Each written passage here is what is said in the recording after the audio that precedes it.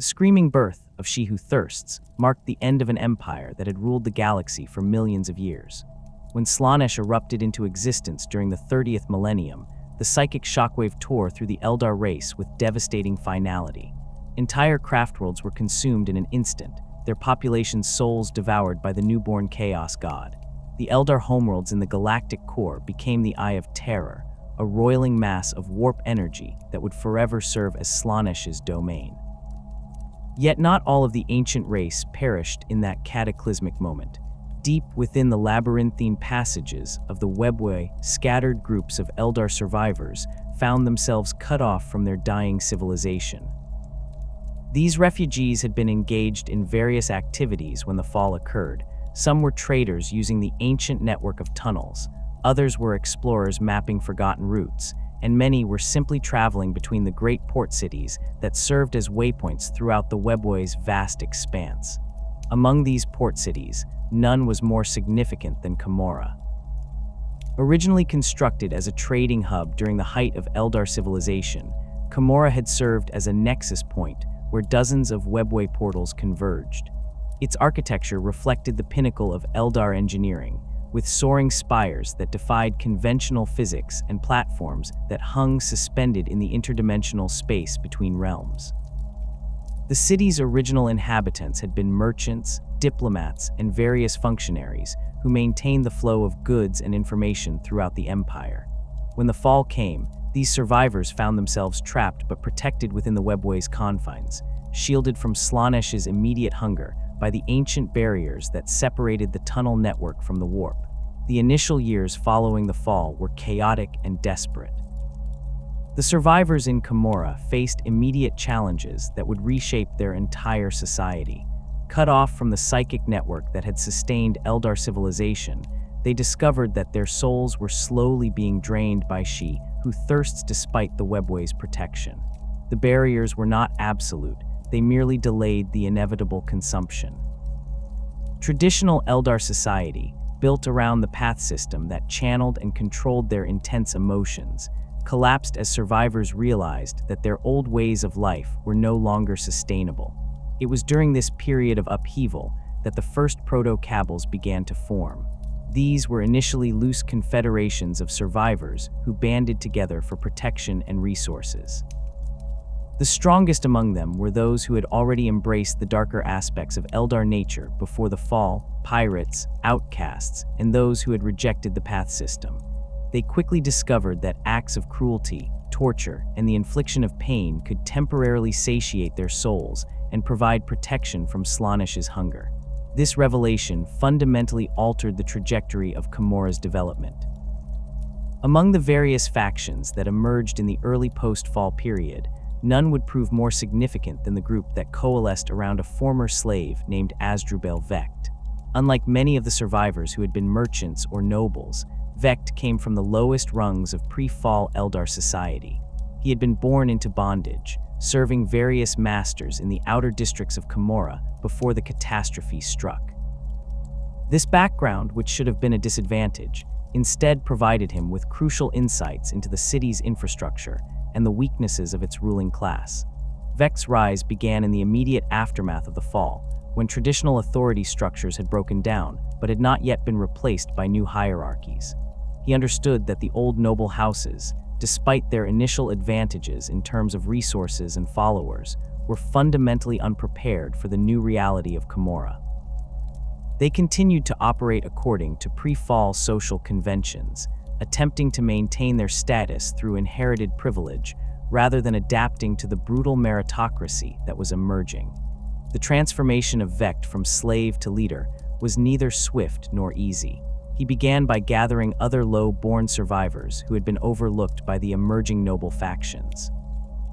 These included former servants, maintenance workers, and various outcasts who possessed detailed knowledge of Commorragh's hidden passages and forgotten sectors. Vect recognized that information and mobility would be more valuable than traditional wealth in the new order, and he systematically mapped the city's vulnerabilities, while his rivals focused on securing obvious strongholds. The establishment of what would become the first true Kabal structure emerged from Vect's understanding that the old Eldar concepts of honor and nobility were not only obsolete, but actively harmful in their new environment. He created an organization based purely on effectiveness and results, where advancement came through demonstrating superior cunning, cruelty, and success in raids, rather than through bloodline or inherited position. This meritocratic brutality attracted followers who had been marginalized under the previous system, but possessed the skills necessary for survival in post-fall Commorragh. Vec's early Cabal differed significantly from the noble houses that still dominated much of the city, where the houses maintained elaborate courts and focused on internal politics. Vec's organization was streamlined for external action. They developed new techniques for raiding through the webway portals, targeting not only other survivors within Commorragh, but also venturing into realspace to capture slaves and resources from younger races. These raids served multiple purposes. They provided the sustenance needed to keep Slaanesh at bay, they brought invaluable resources, and they demonstrated the effectiveness of Vec's methods to potential recruits. The transformation of Commorragh from a trading port into the Dark City was not accomplished through a single conquest, but rather through a series of expansions and consolidations that occurred over several millennia. As Vec's influence grew, he began incorporating other sections of the webway into his domain. Many of these areas had been abandoned or only lightly populated before the fall, but they contained valuable infrastructure that could be repurposed for the city's new role as a base for piratical operations. The expansion process involved both military conquest and more subtle forms of manipulation. Vect demonstrated a remarkable ability to exploit the weaknesses of rival factions, often turning them against each other rather than confronting them directly.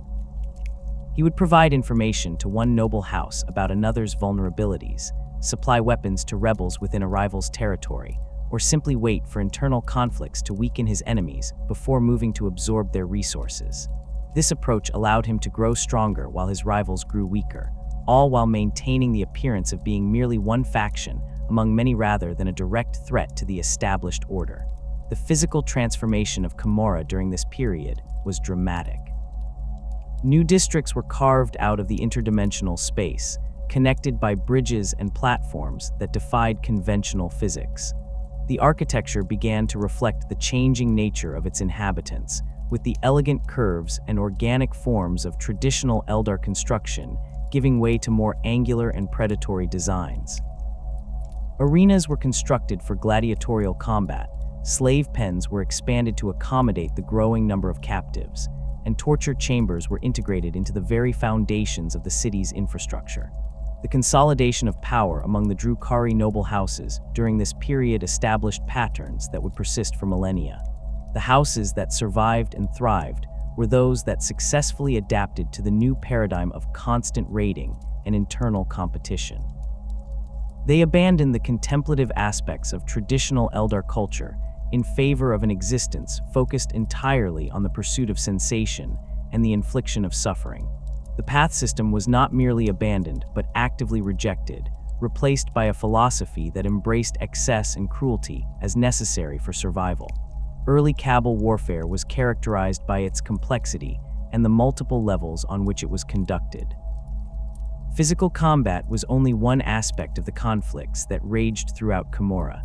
Political manipulation, economic warfare, and psychological operations were equally important. A successful Archon needed to master not only the arts of war, but also the subtleties of negotiation, betrayal, and alliance building. The most effective leaders were those who could simultaneously conduct military campaigns against external targets while managing the intricate web of relationships and rivalries within the Dark City itself. The weapons and tactics employed during this period reflected the unique environment of Commorragh and the webway. Traditional Eldar technology was modified and enhanced to serve the new purposes of raiding and slave-taking. Splinter weapons were developed to cause maximum pain while keeping victims alive for capture. Vehicles were redesigned for speed and intimidation rather than the elegant efficiency that had characterized pre-fall Eldar engineering. The focus shifted from protection and sustainability to aggression and the projection of terror. The establishment of the arena culture that would become central to Drukhari society began during this foundational period. The arenas served multiple functions beyond mere entertainment. They provided a venue for settling disputes between Kabals without resorting to full-scale warfare. They offered opportunities for ambitious individuals to demonstrate their skills and attract the attention of powerful patrons, and they supplied a constant source of suffering that helped sustain the city's population against Slaaneş's hunger. The slave trade, which would become the economic foundation of Commorragh, developed organically from the early raiding activities. Initially, captives were taken primarily for their psychic energy and the suffering they could provide. However, the practical value of slave labor in expanding and maintaining the growing city quickly became apparent. Different types of slaves commanded different values. Psykers were prized for their ability to power various technologies and rituals. Skilled artisans could be forced to create weapons and equipment, and ordinary humans served as both laborers and sources of entertainment. The relationship between the emerging Kabals and the other factions within Commorragh was complex and constantly shifting. The Haemonculi Covens, which had also survived the fall, provided essential services in terms of pain amplification and life extension, but maintained their independence through their monopoly on these crucial technologies. The Wych Cults offered spectacle and served as neutral ground for negotiations between rival factions, while various mercenary groups and independent operators filled the gaps in the emerging power structure. Vex's genius lay not in his ability to dominate these various factions directly, but in his understanding of how to position himself as indispensable to the functioning of the system as a whole.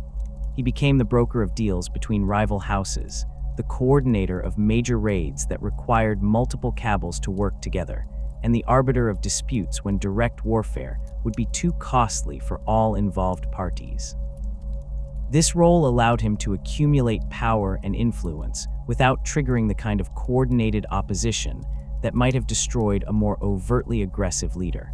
The technological development that occurred during the early period of the Dark City's existence was driven by practical necessity rather than scientific curiosity. The Drukhari needed weapons that could capture rather than kill, vehicles that could navigate the treacherous passages of the webway, and equipment that could function in the interdimensional environment of Commorragh itself. This led to innovations in areas such as neural control systems, pain amplification devices, and portal technology that would give the Drukhari significant advantages in their raids against realspace civilizations. The organizational structure that emerged from Commorragh's foundational chaos represented a fundamental departure from traditional Eldar hierarchy, where the pre-fall civilization had relied on the path system to channel individual ambitions toward collective goals. The Kabals developed a ruthlessly efficient pyramid of power built entirely on personal advancement through betrayal and violence. At the apex of this structure sits the Archon, a position that represents the ultimate achievement of Drukhari society, the successful culmination of countless acts of treachery, murder, and political manipulation. An Archon's authority extends far beyond simple military command. These individuals have demonstrated their superiority, not merely through combat prowess, though that remains essential, but through their ability to navigate the labyrinthine politics of Commorragh, while simultaneously conducting successful raids into realspace. The typical Archon maintains power through a carefully balanced combination of fear, respect, and calculated generosity. They must be strong enough to crush any direct challenge to their authority, clever enough to anticipate and counter political maneuvering from subordinates, and successful enough in their raiding activities to keep their followers supplied with slaves, weapons, and the psychic sustenance necessary for survival. The physical presence of an Archon reflects their elevated status within Drukhari society. These figures typically adorn themselves with the finest equipment their Kabal can provide, power armor crafted from the most exotic materials, weapons that represent the pinnacle of Dark Eldar technology, and various trophies taken from particularly significant victories. Many Archons bear visible modifications courtesy of Haemonculi allies, enhancements that serve both practical and psychological purposes. Elongated limbs might provide advantages in combat, while more exotic alterations demonstrate the Archon's connections to the flesh-crafting Covens and their willingness to embrace transformation in pursuit of power. The relationship between an Archon and their immediate subordinates forms the most volatile aspect of Kabal politics. Drakons serve as the Archon's lieutenants, commanding significant portions of the Kabal's military strength, while simultaneously representing the greatest internal threat to their leader's continued survival. Every Drakon understands that their position is both a privilege and a test. They must demonstrate loyalty and competence to maintain their status, while also positioning themselves to potentially succeed their Archon should the opportunity arise. This dynamic creates a complex web of relationships within the upper echelons of Kabal hierarchy. Drakons must balance their ambitions against the practical necessity of keeping their Kabal functional and successful. A Drakon who moves too quickly against their Archon risks not only personal destruction, but also the fragmentation of the entire organization, which would leave them with nothing to rule. Conversely, a Drakon who appears too content with their subordinate position may find themselves replaced by more ambitious rivals, or eliminated as a potential threat despite their apparent loyalty. The selection and promotion of Drakons reveals much about an Archon's leadership style and strategic thinking. Some Archons prefer to elevate individuals whose skills complement their own weaknesses, creating a leadership team that covers all aspects of Kabal operations. Others deliberately choose Drakons whose strengths mirror their own, reasoning that redundancy in leadership capabilities provides better insurance against unexpected losses. The most paranoid Archons rotate their Drakons frequently, never allowing any single individual to build sufficient power base to pose a serious threat. Beneath the Drakons, the Sybarites represent the backbone of Kabal military structure. These squad leaders have proven themselves through combat effectiveness and tactical acumen, earning the right to command groups of Kabalite warriors in battle. The position of Sybarite is often the first real taste of authority that ambitious Drukhari experience, and it serves as a crucial testing ground for those who aspire to higher ranks within the organization. A Sybarite must demonstrate not only personal combat skills, but also the ability to inspire fear and loyalty in their subordinates while maintaining discipline during the chaos of battle. The relationship between Sybarites and their warriors differs significantly from the political maneuvering that characterizes interactions between Drakons and Archons. At this level, competence in combat and raiding operations takes precedence over pure political cunning, though the latter remains important for advancement. Sybarites who consistently lead successful missions and bring back valuable prizes find themselves with opportunities for promotion, while those who fail face demotion, exile, or death, depending on the severity of their failures and their Archon's disposition. Kabalite warriors form the foundation upon which all Kabal power ultimately rests. These individuals have survived the brutal selection process that weeds out the weak and incompetent from Drukhari society, proving themselves worthy of bearing arms in service to their betters. The life of a Kabalite warrior is one of constant preparation for violence, punctuated by raids into realspace that offer opportunities for advancement, enrichment, and the psychic sustenance necessary for survival. Their equipment reflects their status within the organization: splinter rifles that can inflict exquisite agony on their targets, armor that provides protection while maintaining the mobility essential for Drukhari combat tactics, and various specialized weapons suited to their particular roles within the Kabal's military structure. The rigid caste system that governs Kabal hierarchy extends beyond simple military ranks to encompass every aspect of organizational life. Advancement within this system requires not only demonstrating superior capability, but also eliminating or displacing those who currently occupy desired positions.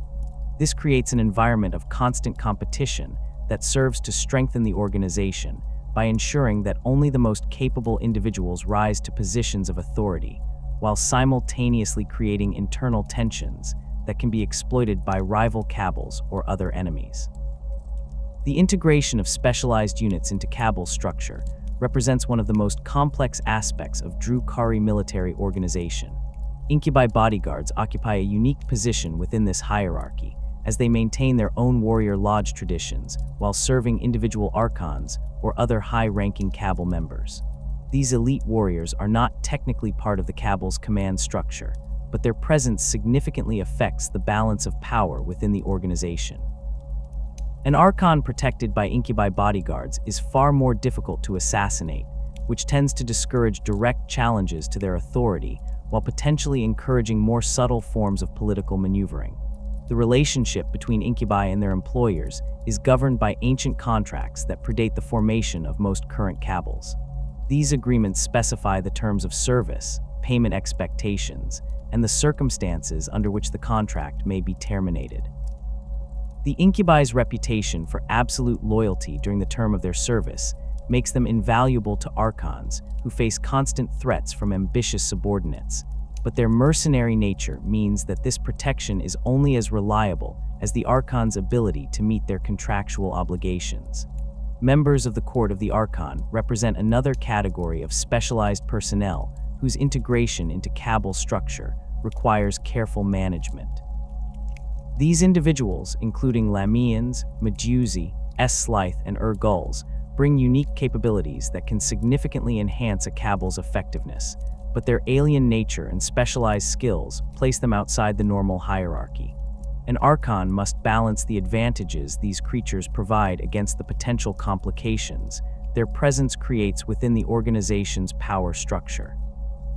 Lamians, with their mastery of exotic poisons and drugs, serve both as weapons and as sources of the chemical enhancements that many Drukhari require to maintain their edge in combat. Their knowledge of toxicology makes them valuable allies, but also dangerous potential enemies, as they possess the means to eliminate their employers if properly motivated.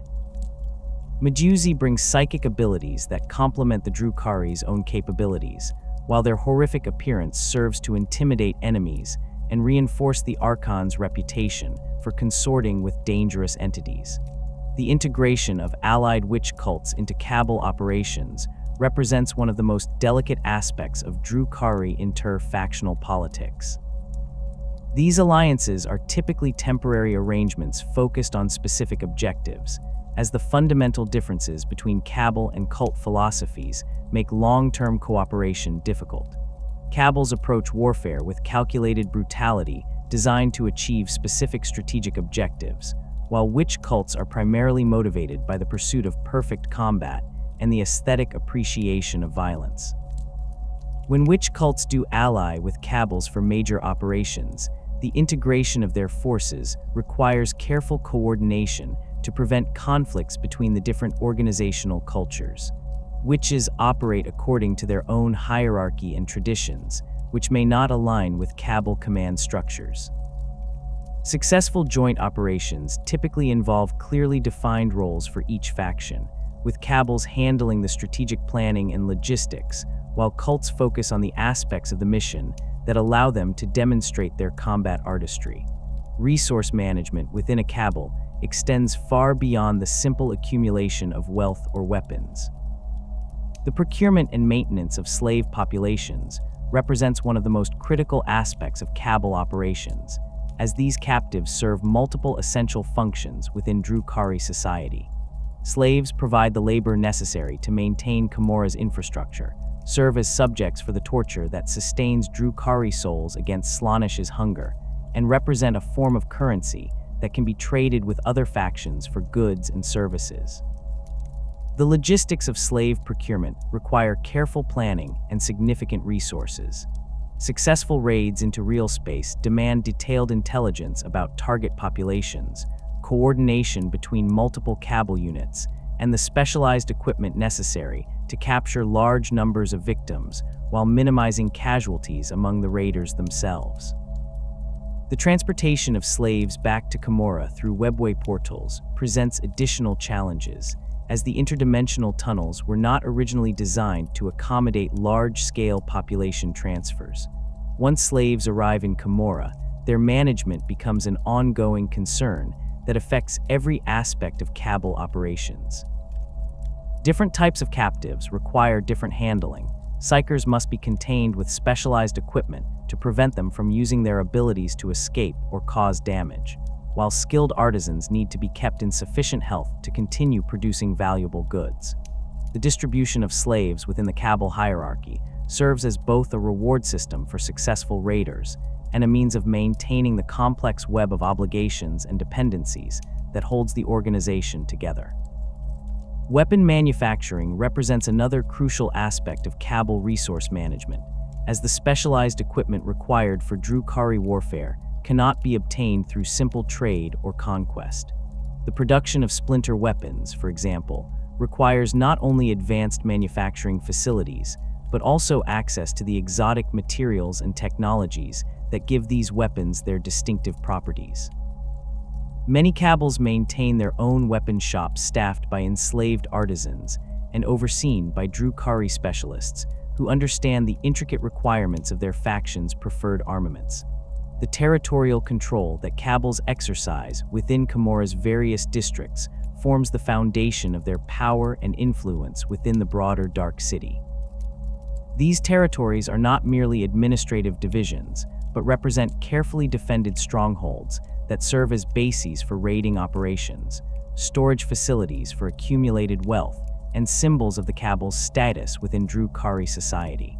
The size and quality of a Kabal's territorial holdings directly correlate with their ability to conduct successful operations and attract new recruits.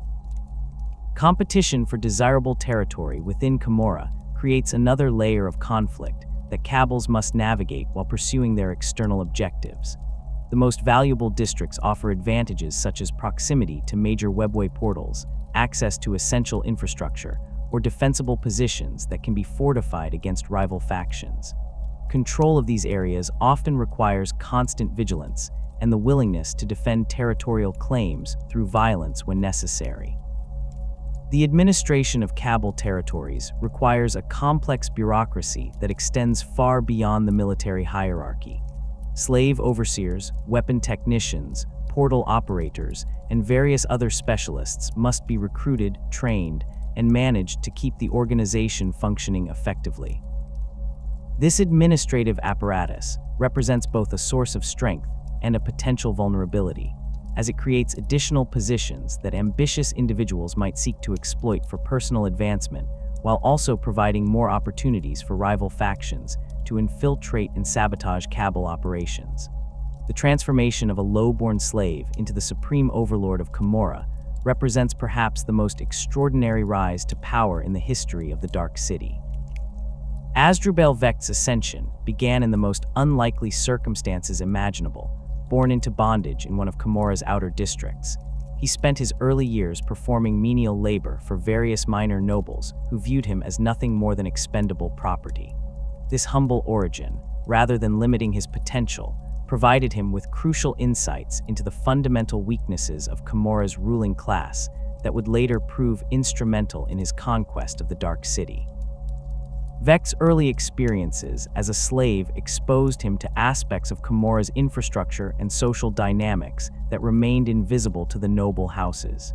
He learned the locations of hidden passages that connected different districts, understood the supply chains that kept the city functioning, and observed the petty rivalries and personal weaknesses of his various masters.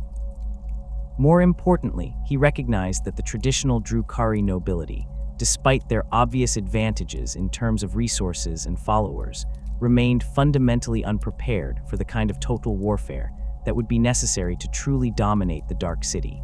The initial phase of Vect's rise involved the careful cultivation of a network of allies and informants drawn primarily from Commorragh's underclass. Former slaves, maintenance workers, dock laborers, and various other overlooked individuals possessed detailed knowledge of the city's vulnerabilities and hidden resources. Vect systematically recruited these individuals, offering them opportunities for advancement that the established noble houses would never consider providing. This approach allowed him to build an intelligence network that penetrated every level of Commorragh society while remaining largely invisible to his future enemies. Unlike the noble houses that focused on maintaining their inherited territories and traditional power bases, Vect understood that true control of Commorragh would require mastery of the city's connection to the broader webway network. He devoted considerable effort to mapping the portal systems that linked the Dark City to realspace, identifying which routes were most suitable for large-scale raiding operations, and which could be used to bypass the defenses of rival Kabals. This strategic thinking would later prove crucial when he began his campaign to eliminate the competition and consolidate power under his personal authority. The formation of what would eventually become the Cabal of the Black Heart began as a loose confederation of outcasts and ambitious individuals who shared Vec's vision of a new order in Commorragh. The early membership included former slaves who had earned their freedom through various means, minor nobles who had been marginalized by the established houses, and skilled warriors who lacked the political connections necessary for advancement within traditional Kabal structures. Vec welded these diverse elements into a cohesive fighting force through a combination of shared purpose, careful resource management, and the promise of unprecedented opportunities for advancement. The organizational structure that Vec created for his emerging Kabal reflected his understanding that flexibility and adaptability would be more valuable than rigid adherence to traditional hierarchies. Rather than simply copying the command structures used by established noble houses, he developed a system that rewarded competence and results while maintaining the competitive internal dynamics that drove Drukhari society.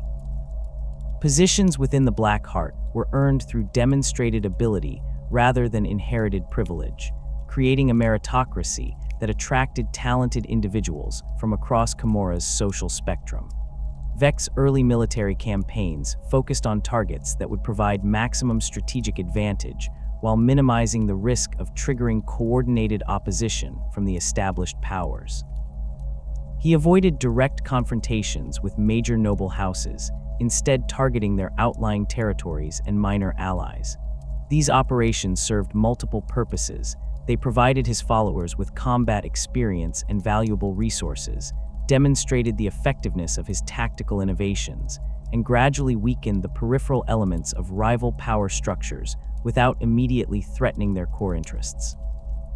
The tactical doctrines developed by the early Black Heart differed significantly from the approaches favored by traditional Drukhari nobility, where established Kabals relied heavily on overwhelming force and direct assault tactics. Vec emphasized intelligence gathering, precise timing, and the exploitation of enemy weaknesses. His forces became specialists in infiltration, sabotage, and coordinated strikes that maximized psychological impact while minimizing their own casualties. These methods proved particularly effective against opponents who expected conventional Drukhari warfare and were unprepared for more sophisticated approaches. The expansion of Black Heart territory within Commorragh required a combination of military conquest and political maneuvering that demonstrated Vec's mastery of both aspects of Drukhari power dynamics. Rather than simply seizing territory through brute force, he often orchestrated situations where rival factions would weaken each other through conflict, allowing him to move in and claim the spoils with minimal expenditure of his own resources. This approach required careful timing and extensive intelligence networks, but it allowed the Black Heart to grow stronger while their enemies grew weaker. One of Vec's most significant early victories involved the manipulation of imperial forces to eliminate a rival Kabal that had been challenging his expansion into a particular district of Commorragh. Through carefully planted intelligence and the strategic placement of captured imperial equipment, he convinced an imperial navy patrol that the rival Kabal's stronghold contained a major chaos cult that posed a threat to nearby imperial worlds. The resulting imperial assault devastated the rival Kabal's forces and infrastructure, leaving their territory vulnerable to Black Heart occupation while maintaining Vec's plausible deniability regarding the entire operation. This manipulation of imperial forces established a pattern that Vec would refine and repeat throughout his rise to power. He demonstrated a remarkable ability to exploit the prejudices and assumptions of various realspace civilizations, using their own military resources to eliminate his enemies within Commorragh. These operations required extensive preparation and careful coordination, as they involved creating convincing false intelligence, positioning assets to support the deception, and ensuring that the resulting conflicts would produce outcomes favorable to Black Heart interests. The subjugation of rival Archons represented perhaps the most complex aspect of Vec's ascension, as these individuals possessed the resources and experience necessary to pose serious threats to his growing power. Rather than engaging in direct military confrontations that might result in costly victories, Vec typically employed more subtle approaches that undermined his rivals' authority and gradually isolated them from their support networks. He would identify and exploit personal rivalries within enemy Kabals, provide covert support to ambitious subordinates who might challenge their leaders, and create situations where rival Archons would be forced to make decisions that weakened their positions regardless of which option they chose. The elimination of Archon Kralach of the Kabal of the Severed Chain exemplified Vec's sophisticated approach to removing rivals. Rather than challenging Kralach directly, Vec orchestrated a series of raids that appeared to be conducted by the Severed Chain against several minor noble houses that were actually Black Heart allies operating under false colors. The resulting conflicts gradually drew Kralach into a multi-front war that depleted his resources and forced him to make increasingly desperate alliances with unreliable partners. When Kralach finally realized that he had been manipulated, his Kabal was too weakened to resist the Black Heart forces that moved to claim his territory and remaining assets. Vec's relationship with the Haemonculi Covens represented one of the most delicate aspects of his political maneuvering, as these ancient flesh crafters possessed capabilities that could significantly enhance or threaten his growing power. Rather than attempting to dominate the Covens directly, which would have been both difficult and counterproductive, he positioned himself as a valuable patron who could provide them with interesting subjects for their experiments, while also offering protection from rivals who might interfere with their work. This approach allowed him to access Haemonculi services and support without triggering the kind of resistance that more aggressive leaders had encountered when dealing with the Covens. The strategic use of Haemonculi allies provided Vec with several crucial advantages during his rise to power. Enhanced warriors created through flesh-crafting techniques gave his forces capabilities that conventional Drukhari troops could not match, while the psychological impact of deploying obviously modified soldiers served to intimidate enemies and reinforce his reputation as a leader with access to exotic resources. Additionally, the intelligence networks maintained by various Haemonculi provided him with information about the activities and vulnerabilities of rival factions throughout Commorragh. Vec's manipulation of rival Kabals often involved creating situations where they would be forced to compete with each other for resources or territory while he remained above the immediate conflict. He would provide different factions with conflicting intelligence about valuable targets, arrange for rival raiding parties to encounter each other in real space, or simply ensure that multiple Kabals would attempt to claim the same prize simultaneously. These orchestrated conflicts served to weaken potential enemies while demonstrating the superior coordination and intelligence capabilities that set the Black Heart apart from their competitors. The establishment of the Black Heart's dominance over Commorragh's most profitable districts required both military success and economic acumen. Vec understood that controlling the slave markets, weapon manufacturing facilities, and portal access points would provide his Kabal with sustainable advantages that could not be easily challenged by rivals. He systematically targeted these strategic assets, often using indirect approaches that avoided triggering immediate retaliation while gradually consolidating control over the Dark City's economic infrastructure. The slave markets represented a particularly important target for Black Heart expansion, as control of these facilities would provide both direct revenue and significant influence over other Kabals that depended on slave labor for their operations. Vec's approach to acquiring market control involved a combination of direct purchase, strategic alliances with key market operators, and the elimination of competitors who refused to accommodate Black Heart interests. By the time rival factions realized the extent of his market penetration, the Black Heart had achieved a level of economic influence that made direct challenges extremely costly. Portal control represented another crucial element of Vec's strategy for dominating Commorragh. Access to reliable webway routes was essential for conducting successful raids into real space, and Kabals that lost this access would quickly find themselves unable to compete effectively with better connected rivals. Vex systematically acquired influence over portal operators and maintenance crews, often through a combination of bribery, coercion, and the strategic placement of Black Heart personnel in key positions. This network of influence allowed him to facilitate his own Kabals' operations while potentially disrupting those of his enemies. The political machinations that enabled Vex's rise required a level of strategic thinking that extended far beyond conventional military planning. He maintained detailed intelligence files on every significant figure in Commorragh politics, tracking their relationships, weaknesses, ambitions, and potential vulnerabilities. This information allowed him to predict how various individuals would react to different situations, enabling him to orchestrate complex scenarios where multiple parties would act in ways that ultimately served Black Heart interests while believing they were pursuing their own agendas. Vex's use of plausible deniability became one of his most distinctive political tools, allowing him to eliminate enemies and expand his influence while maintaining the appearance of innocence or even cooperation with the very factions he was undermining. He would arrange for rival Kabals to be attacked by what appeared to be external enemies, provide assistance to factions that were being weakened by conflicts he had secretly orchestrated, and position himself as a mediator in disputes that he had deliberately created. This approach required extraordinary attention to detail and careful coordination of multiple operations, but it allowed him to achieve his objectives without triggering the kind of coordinated opposition that might have stopped a more overtly aggressive leader. The transformation of the Black Heart from a minor faction into the dominant power in Commorragh represented a fundamental shift in the balance of power within the Dark City.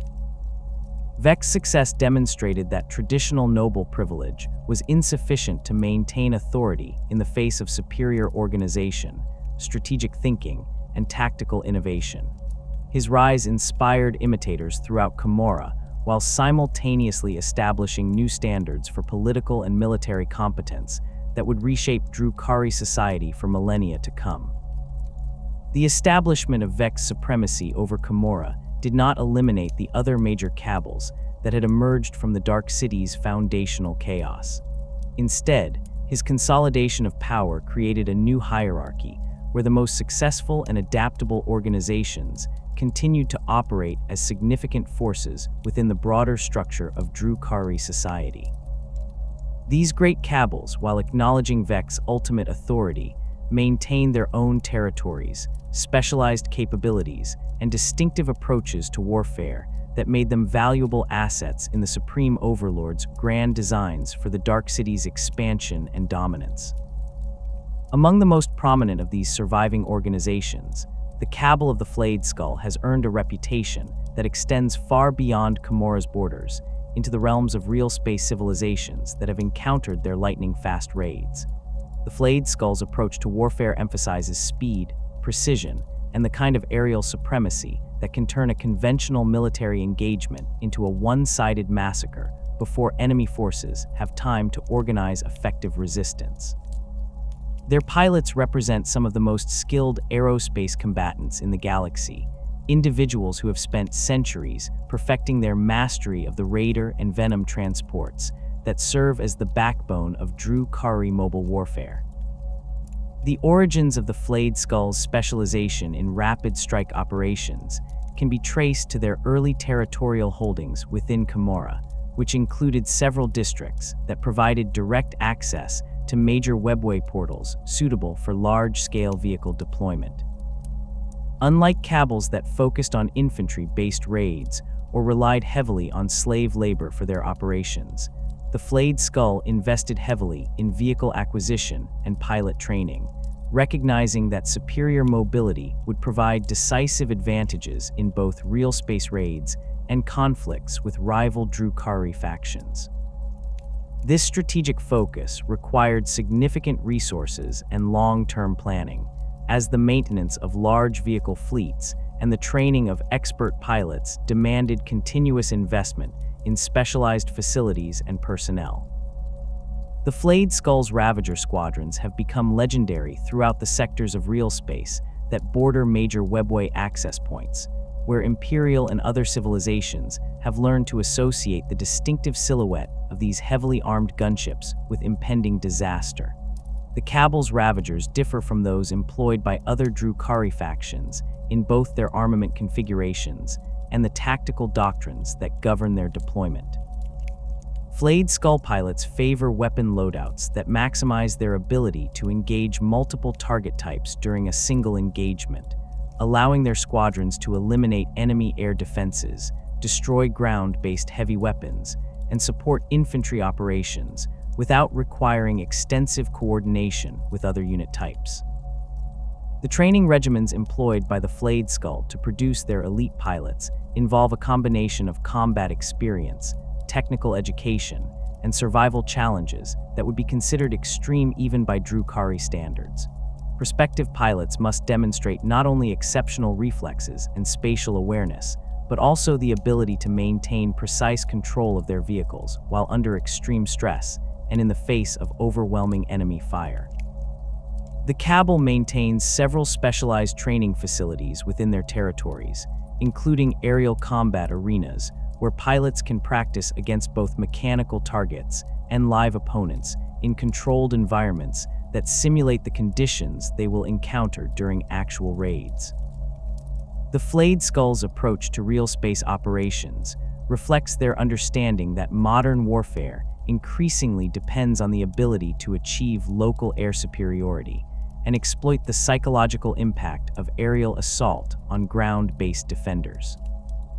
Their typical raid deployment involves multiple waves of aircraft that arrive through carefully coordinated portal openings, allowing them to achieve numerical superiority in specific engagement zones, while maintaining the mobility necessary to withdraw before enemy reinforcements can arrive.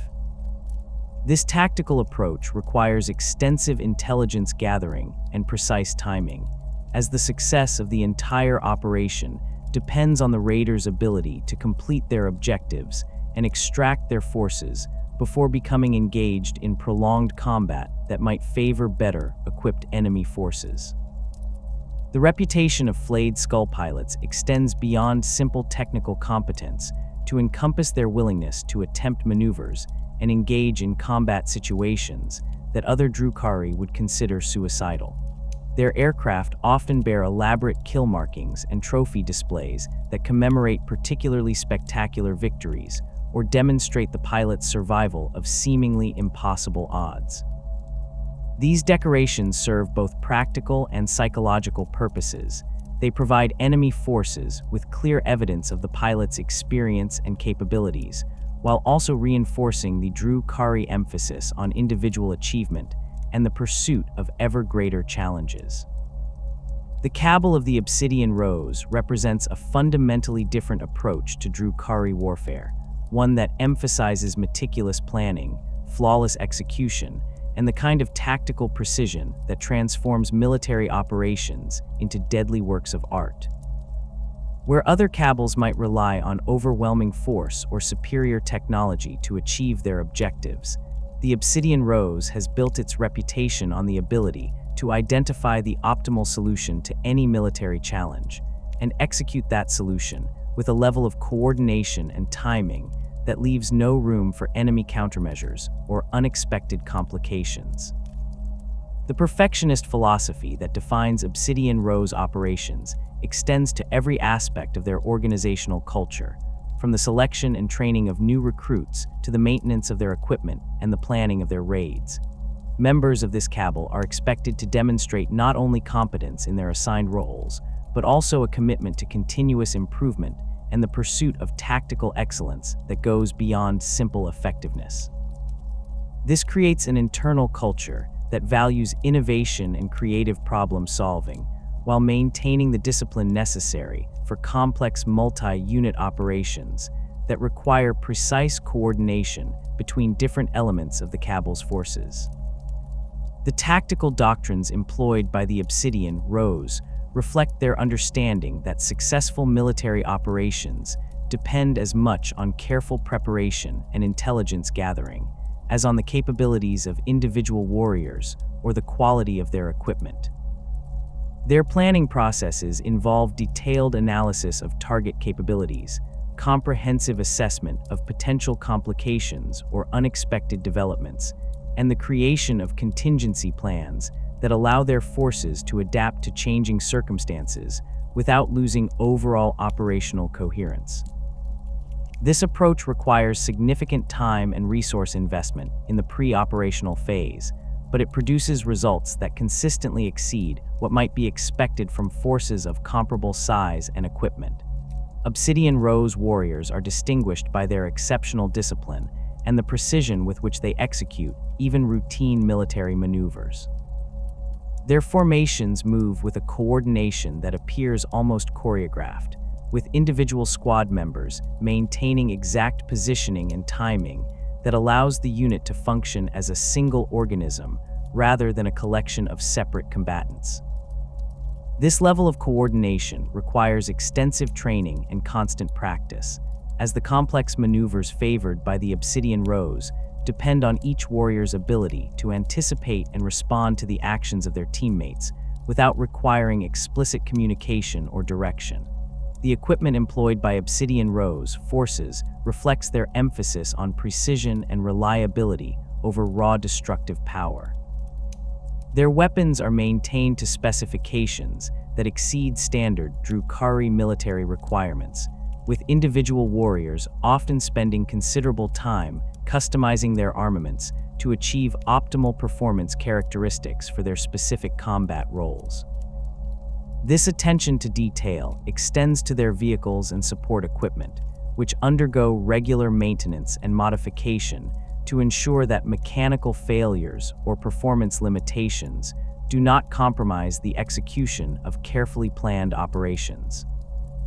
The Obsidian Rose approach to real space raids involves extensive preliminary reconnaissance and intelligence gathering that allows their forces to identify the most efficient methods for achieving their objectives while minimizing exposure to enemy countermeasures.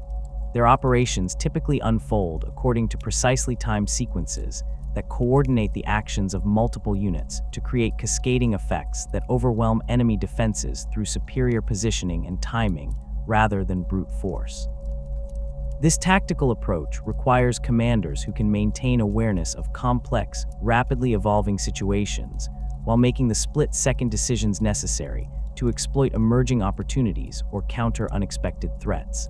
The Kabal of the Poisoned Tongue has achieved notoriety throughout the galaxy for their mastery of toxins, biological warfare, and assassination techniques that can eliminate specific targets while leaving surrounding populations largely unharmed. Their approach to warfare emphasizes subtlety and precision over the spectacular displays of violence favored by many other Drukhari factions, though their methods are no less deadly for their apparent restraint. The Poisoned Tongue has developed capabilities that allow them to conduct operations that would be impossible for conventional military forces, eliminating key enemy leaders or disrupting critical infrastructure through methods that leave little evidence of Drukhari involvement. The toxic arsenal employed by the Poisoned Tongue includes both traditional Drukhari splinter weapons enhanced with exotic venoms and more specialized delivery systems designed for covert operations, where conventional weapons would be inappropriate or ineffective. Their weapon technicians have developed compounds that can be deployed through environmental systems, incorporated into food or water supplies, or delivered through seemingly innocuous contact with treated objects or surfaces. These capabilities allow Poisoned Tongue operatives to eliminate targets in situations where direct assault would be impossible, or where the political consequences of obvious Drukhari involvement would compromise broader strategic objectives. The recruitment and training processes employed by the Poisoned Tongue focus on identifying individuals with the patience, attention to detail, and psychological characteristics necessary for successful covert operations. Their operatives must be capable of maintaining cover identities for extended periods, while gathering intelligence and positioning themselves for precise strikes against designated targets. This requires not only technical competence in the use of specialized weapons and equipment, but also the ability to understand and manipulate the social dynamics of target populations without arousing suspicion or triggering security responses that might compromise ongoing operations. Poison tongue assassination techniques extend far beyond simple poisoning to encompass a comprehensive understanding of biological systems and the various methods by which living organisms can be disrupted or destroyed. Their operatives study the physiology of different species to identify optimal target points for their weapons, develop specialized toxins tailored to the specific biological characteristics of intended victims, and create delivery methods that can bypass conventional protective equipment or medical countermeasures. This scientific approach to assassination requires extensive research facilities and ongoing collaboration with Haemonculi allies who provide the technical expertise necessary for developing new compounds and delivery systems. The intelligence networks maintained by the Poison Tongue represent one of their most valuable assets, as successful covert operations depend on detailed knowledge of target populations, security arrangements, and the personal habits and vulnerabilities of specific individuals. Their agents often spend years infiltrating target organizations or communities, gradually building the relationships and access necessary for eventual strike operations, while gathering information that can be used to support other Drukhari activities. This long-term approach to intelligence gathering requires significant patience and resource investment, but it produces results that cannot be achieved through more conventional military operations.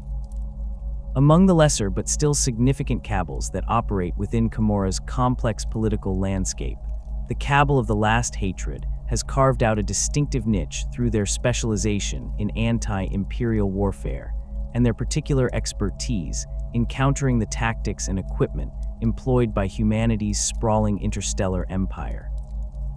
Their focus on imperial targets reflects both strategic calculation and personal motivation, as many of their members have suffered losses in conflicts with imperial forces and view their raids against human worlds as opportunities for both profit and revenge.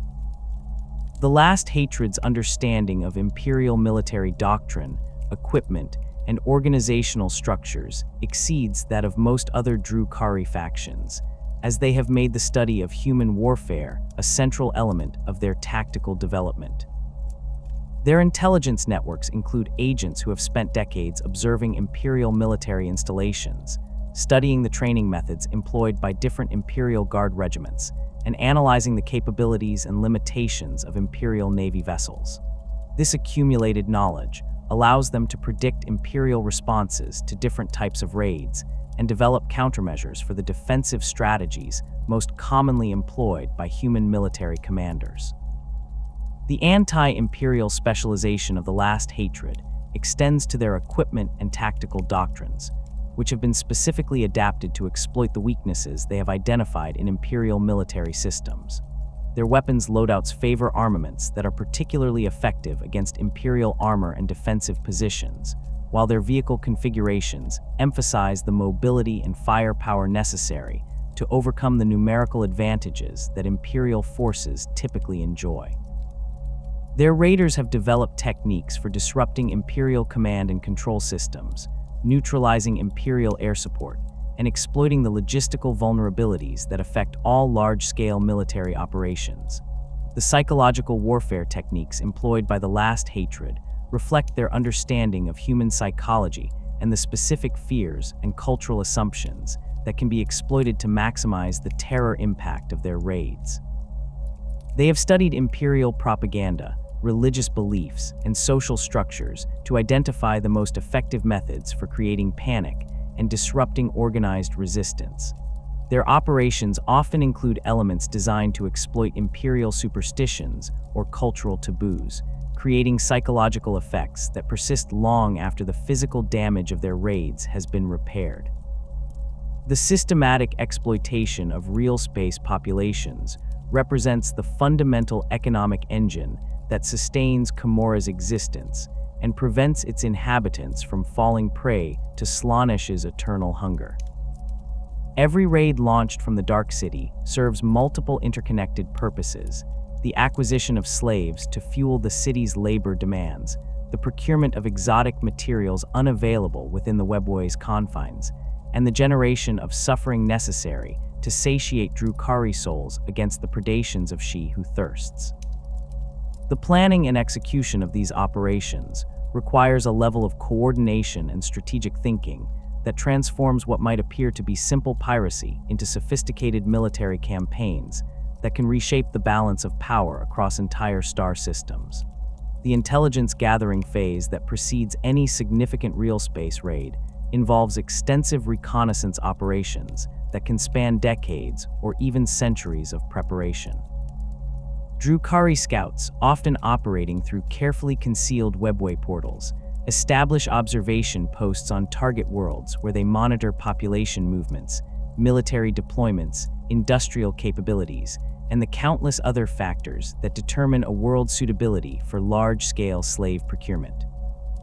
These advanced teams catalog the defensive installations that protect potential targets, identify the locations of the most valuable population centers, and map the transportation networks that enemy forces might use to respond to Drukhari incursions. The selection of raid targets reflects a complex calculus that weighs potential rewards against operational risks and resource requirements. Heavily fortified Imperial hive worlds might contain billions of potential slaves, but their defensive capabilities and the likelihood of rapid military response make them unsuitable for all but the most ambitious multi-Kabal operations. Conversely, lightly defended agricultural worlds or frontier colonies might offer easier conquest, but provide insufficient population density to justify the resources required for large-scale portal deployment and slave transportation. The most attractive targets are typically worlds that combine significant population centers with limited defensive capabilities and geographic isolation that delays potential rescue operations. The procurement of exotic materials represents another crucial consideration in target selection, as Commorragh's industrial base requires constant supplies of rare elements and advanced technologies that cannot be synthesized within the Webway's artificial environment.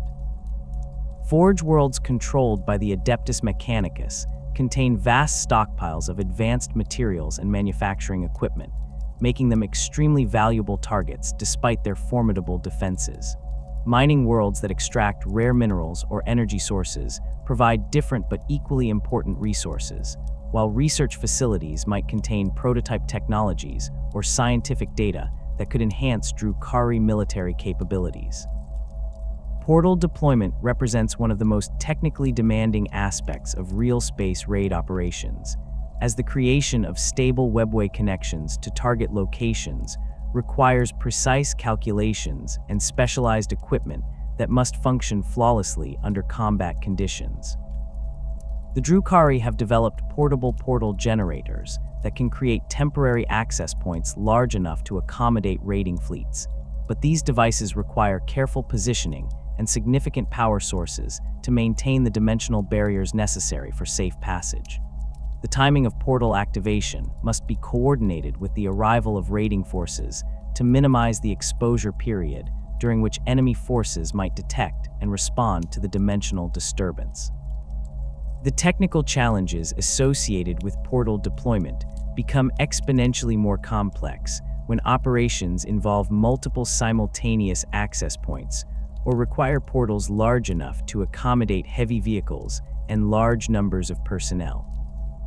The power requirements for maintaining multiple active portals constrain even the most advanced Drukhari energy systems, while the coordination necessary to synchronize the opening and closing of different access points demands split-second timing that leaves no margin for error.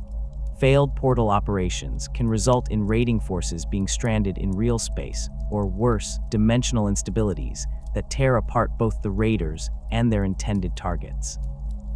The deployment of fast skimmer craft through webway portals represents the tactical doctrine that has made Drukhari raids so devastatingly effective against conventional military forces.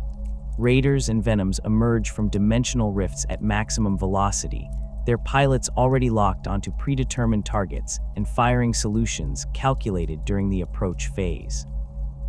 The speed of these craft allows them to cover vast distances in the crucial seconds after portal emergence, reaching their objectives before enemy forces can organize coordinated resistance or bring heavy weapons to bear on the relatively fragile Drukhari vehicles.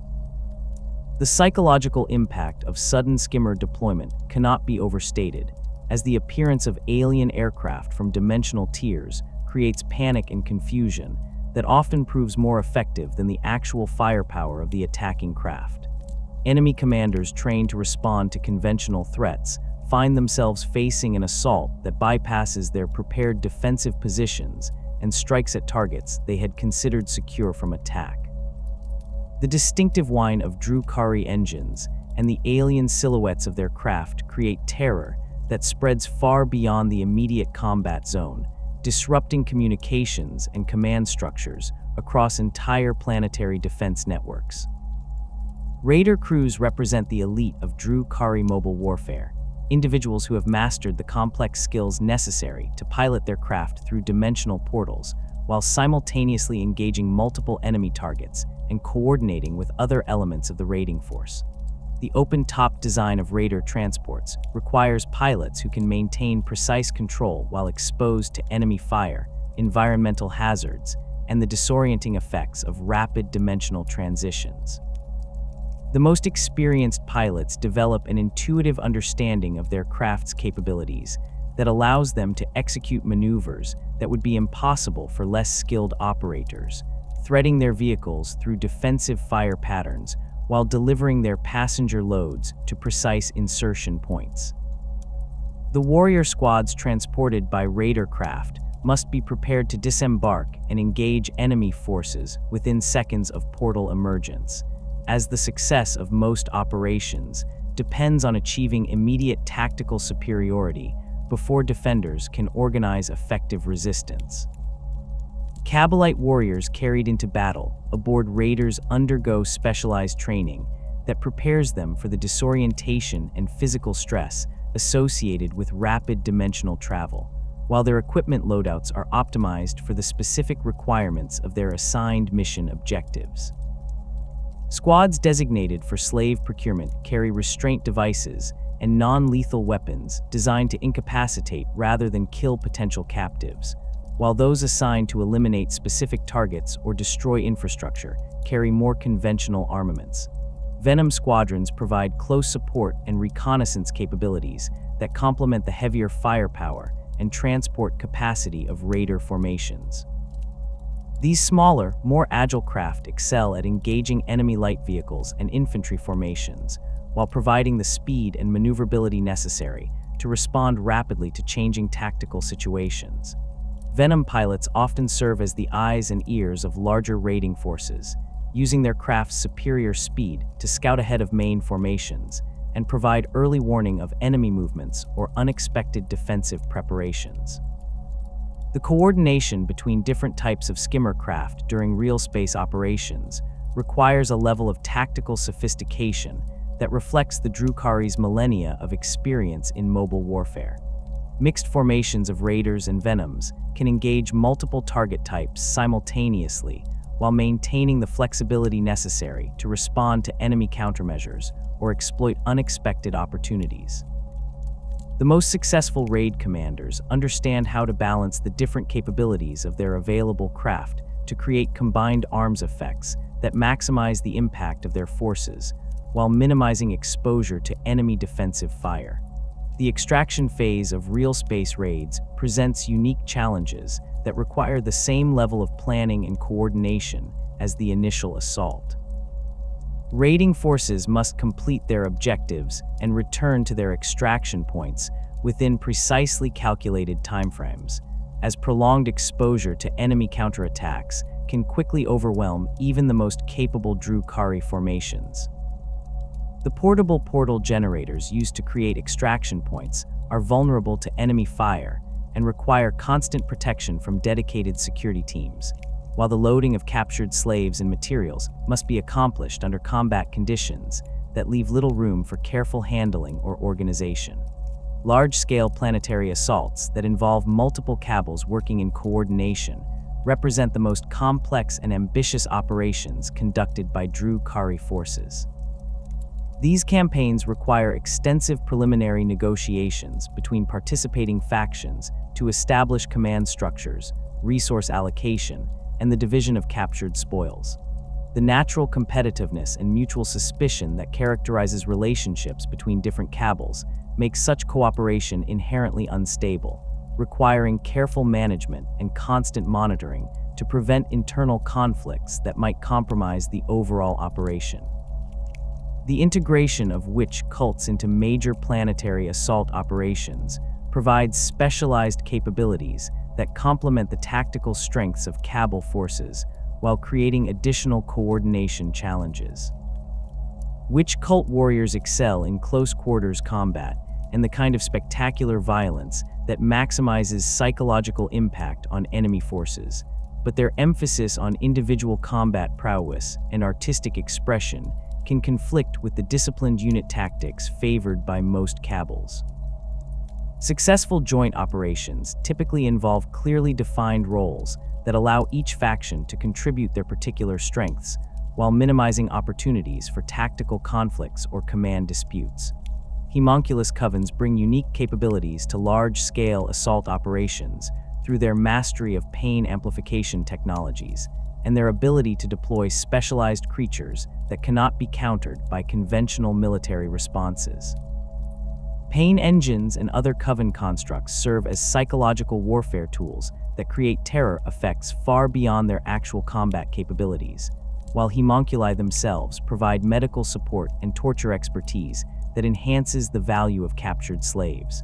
The participation of Coven forces in joint operations requires careful negotiation regarding the treatment of captives and the allocation of subjects for experimental purposes. The command structures established for multi-faction operations must balance the need for unified tactical direction against the political realities of Drukhari society, where no Archon willingly subordinates themselves to a rival's authority. Successful joint operations typically employ rotating command arrangements, where different faction leaders take responsibility for specific phases of the operation, or parallel command structures that allow each faction to maintain autonomy while coordinating their actions through liaison officers and shared intelligence networks. These arrangements require constant diplomatic management to prevent the personal rivalries and factional disputes that can undermine even the most carefully planned operations.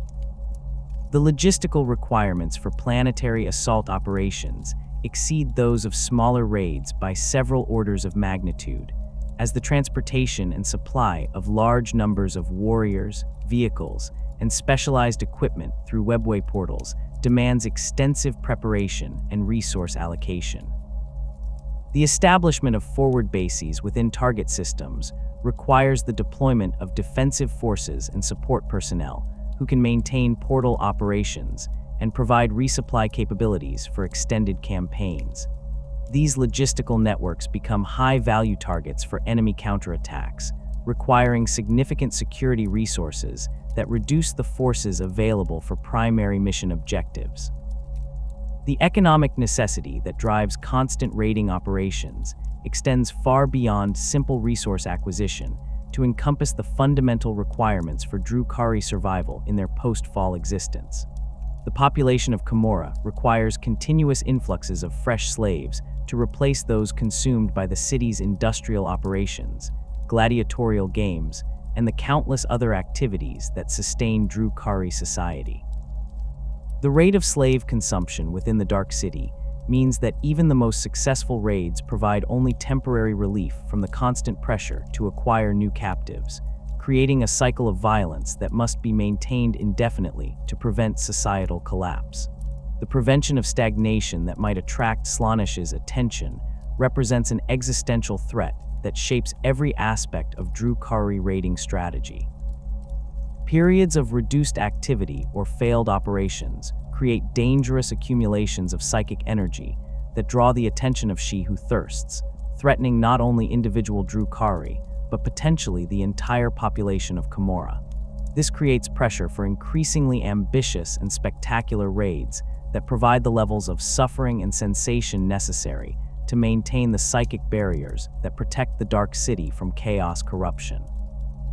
The competition for raiding opportunities between different Kabals creates additional layers of complexity in operational planning, as successful factions must balance their need for resources against the political consequences of appearing too dominant or threatening to their rivals. Kabals that achieve consistent success in their raiding operations face the challenge of managing their growing power and influence without triggering coordinated opposition from other factions that might view their success as a threat to the existing balance of power within Commorragh. The technological advantages that enable successful realspace raids require constant innovation and development to counter the evolving defensive capabilities of target civilizations. Imperial forces, in particular, have adapted their tactics and equipment in response to repeated Drukhari attacks, developing new detection systems, rapid response protocols, and specialized weapons designed to counter the mobility advantages that have traditionally made Drukhari raids so effective. This technological arms race forces Drukhari weapon crafters and vehicle designers to continuously develop new capabilities and countermeasures that can maintain their tactical superiority against increasingly sophisticated opposition. The delicate equilibrium that maintains Commorragh's existence depends not merely on successful raids against realspace civilizations, but on the intricate web of alliances, betrayals, and calculated violence that defines relationships between the Dark City's various factions. The politics of Commorragh operate according to principles that would be incomprehensible to most civilizations, where trust is a liability, loyalty is temporary, and the only permanent relationships are those built on mutual fear and carefully balanced advantages. Within this environment, the Kabals must navigate constant threats from both external enemies and internal rivals while maintaining the operational capabilities necessary for their continued survival. Inter-Kabal warfare represents the most visible manifestation of Commorragh's political dynamics, though these conflicts rarely involve the kind of total warfare that might threaten the Dark City's overall stability. Instead, Kabal rivalries typically unfold through a series of calculated strikes, economic pressures, and proxy conflicts that allow factions to weaken their enemies while maintaining plausible deniability regarding their involvement. A successful Archon must master the art of conducting multiple simultaneous conflicts at different levels of intensity, engaging in open warfare with some rivals while maintaining profitable alliances with others, and secretly undermining the positions of potential future threats. The complexity of these relationships becomes apparent when examining the shifting alliances that characterize major Kabal interactions. The Kabal of the Flayed Skull might maintain a formal non-aggression pact with the Obsidian Rose, while simultaneously conducting covert operations against Poisoned Tongue assets, all while negotiating with the Black Heart for access to premium slave markets. These arrangements can change rapidly based on evolving circumstances, successful operations that alter the balance of power, or simply the personal whims of individual Archons who decide that their current partnerships no longer serve their interests. Blood feuds between Kabals often originate from seemingly minor incidents that escalate through cycles of retaliation and counter-retaliation until they become defining characteristics of the relationships between entire organizations. The destruction of a single raider during a joint operation might trigger reprisals that continue for centuries, with each faction seeking to inflict slightly greater damage than they received in the previous exchange. These ongoing conflicts serve multiple purposes within Drukhari society. They provide opportunities for warriors to gain combat experience and demonstrate their capabilities. They create the constant tension and violence that helps sustain the population against Slaaneş's hunger, and they prevent any single faction from becoming complacent or losing the edge that survival in Commorragh demands. The management of these feuds requires careful calculation to ensure that they remain profitable rather than destructive. Archons must gauge the costs and benefits of continued conflict against the potential advantages of negotiated settlements or temporary truces.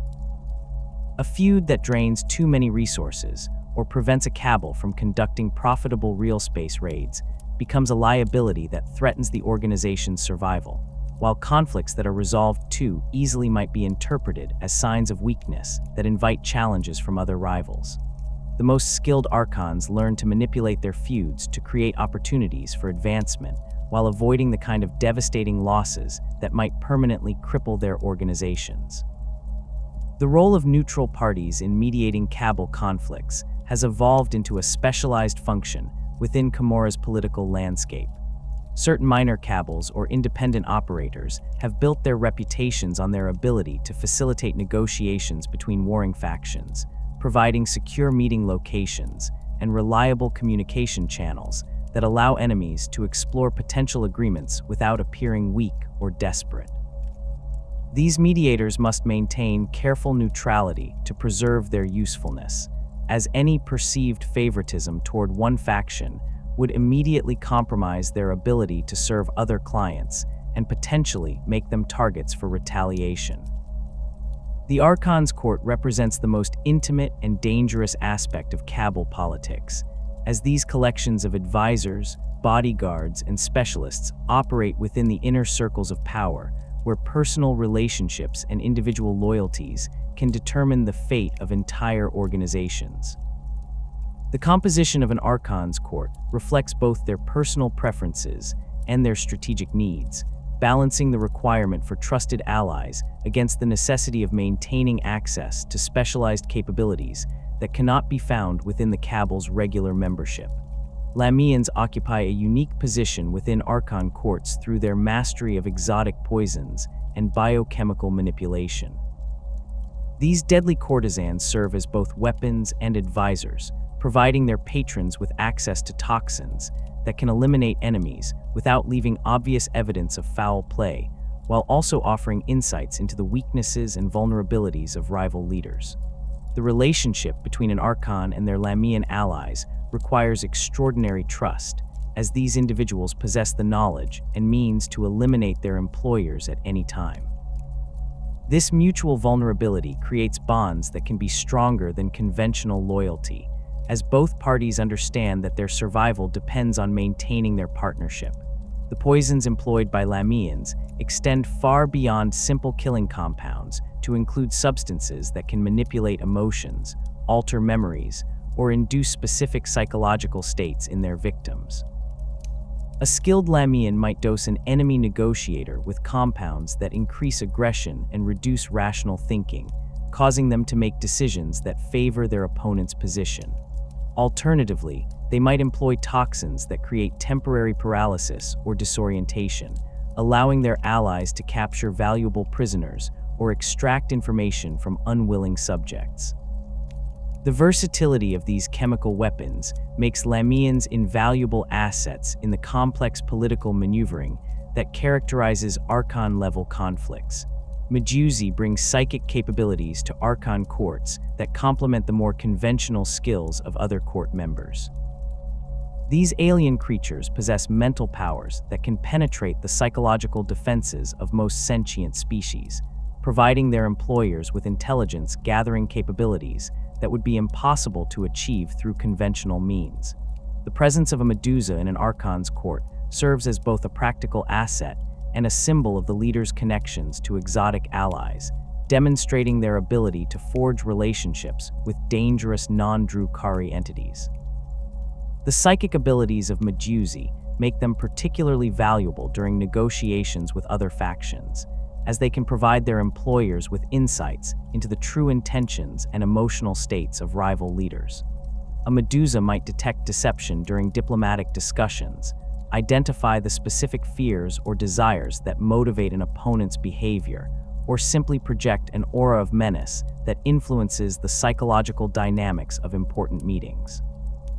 Their alien appearance and obvious psychic power create intimidation effects that can be as valuable as their actual capabilities in determining the outcomes of political confrontations. S-Slythe bodyguards represent the pinnacle of personal protection services available to Drukhari leaders, combining exceptional combat capabilities with the kind of absolute loyalty that can only be achieved through careful selection and conditioning. These four-armed serpentine warriors serve as both shields and weapons for their employers, capable of engaging multiple opponents simultaneously while maintaining constant awareness of potential threats from all directions. The presence of S-Slythe guards sends clear messages about an Archon's power and resources, as these elite warriors command premium prices and are available only to leaders who can afford their services. The combat techniques employed by S-Slythe bodyguards are specifically adapted to the close-quarters environments where assassination attempts are most likely to occur. Their multiple arms allow them to wield different weapon types simultaneously, engaging ranged threats with firearms while maintaining melee capabilities for opponents who close to striking distance. Their serpentine lower bodies provide exceptional mobility and stability, allowing them to move rapidly through confined spaces while maintaining defensive positions that protect their charges from multiple attack vectors. Gulls bring a different type of protection to Archon courts through their savage ferocity and their ability to detect threats through senses that exceed those of most other species. These pale, eyeless creatures possess heightened awareness of their surroundings that allows them to identify potential assassins or hidden enemies that might escape the notice of more conventional guards. Their bestial appearance and obvious lethality create psychological effects that deter many potential threats, as few individuals are willing to risk confrontation with creatures that appear to exist solely for violence and destruction. The integration of Gulls into court environments requires careful management, as their savage nature makes them unsuitable for situations that require subtlety or diplomatic consideration. However, their presence during high-stakes negotiations or potentially dangerous meetings serves as an unmistakable demonstration of an Archon's willingness to resort to extreme violence if their interests are threatened. The sight of Gulls prowling the edges of diplomatic gatherings creates an atmosphere of barely controlled danger that can influence the behavior of all participants. Succession struggles within Kabals represent perhaps the most dangerous aspect of Drukhari politics, as these conflicts directly threaten the leadership structures that maintain organizational coherence and operational effectiveness. The relationship between Archons and their Drakons is inherently unstable, as ambitious subordinates must balance their desire for advancement against the practical necessity of maintaining their current positions and the survival of their organization. This creates a constant state of tension where Drakons must demonstrate both loyalty and capability, while positioning themselves to potentially assume leadership if circumstances create opportunities for advancement. The methods employed by Drakons seeking to usurp their Archon masters reflect the sophisticated understanding of power dynamics that characterizes successful Drukhari leaders. Direct assassination, while occasionally successful, carries enormous risks and often results in the destruction of both the attacker and their target. More subtle approaches involve gradually undermining an Archon's authority through carefully orchestrated failures, strategic alliances with rival factions, or the manipulation of external threats that create opportunities for leadership changes without obvious internal betrayal. The timing of succession attempts requires extraordinary judgment, as premature moves result in the elimination of ambitious Drakons, while delayed action might allow rivals to seize opportunities that will not recur. Successful usurpers typically wait for moments when their Archon is weakened by external pressures, distracted by major operations, or facing challenges that require their attention elsewhere. The most sophisticated succession plots involve creating the very circumstances that provide opportunities for advancement, orchestrating situations where the current Archon's removal appears necessary for the survival of the organization rather than simple personal ambition. The aftermath of successful succession struggles often determines whether a Kabal emerges stronger or weaker from the leadership transition.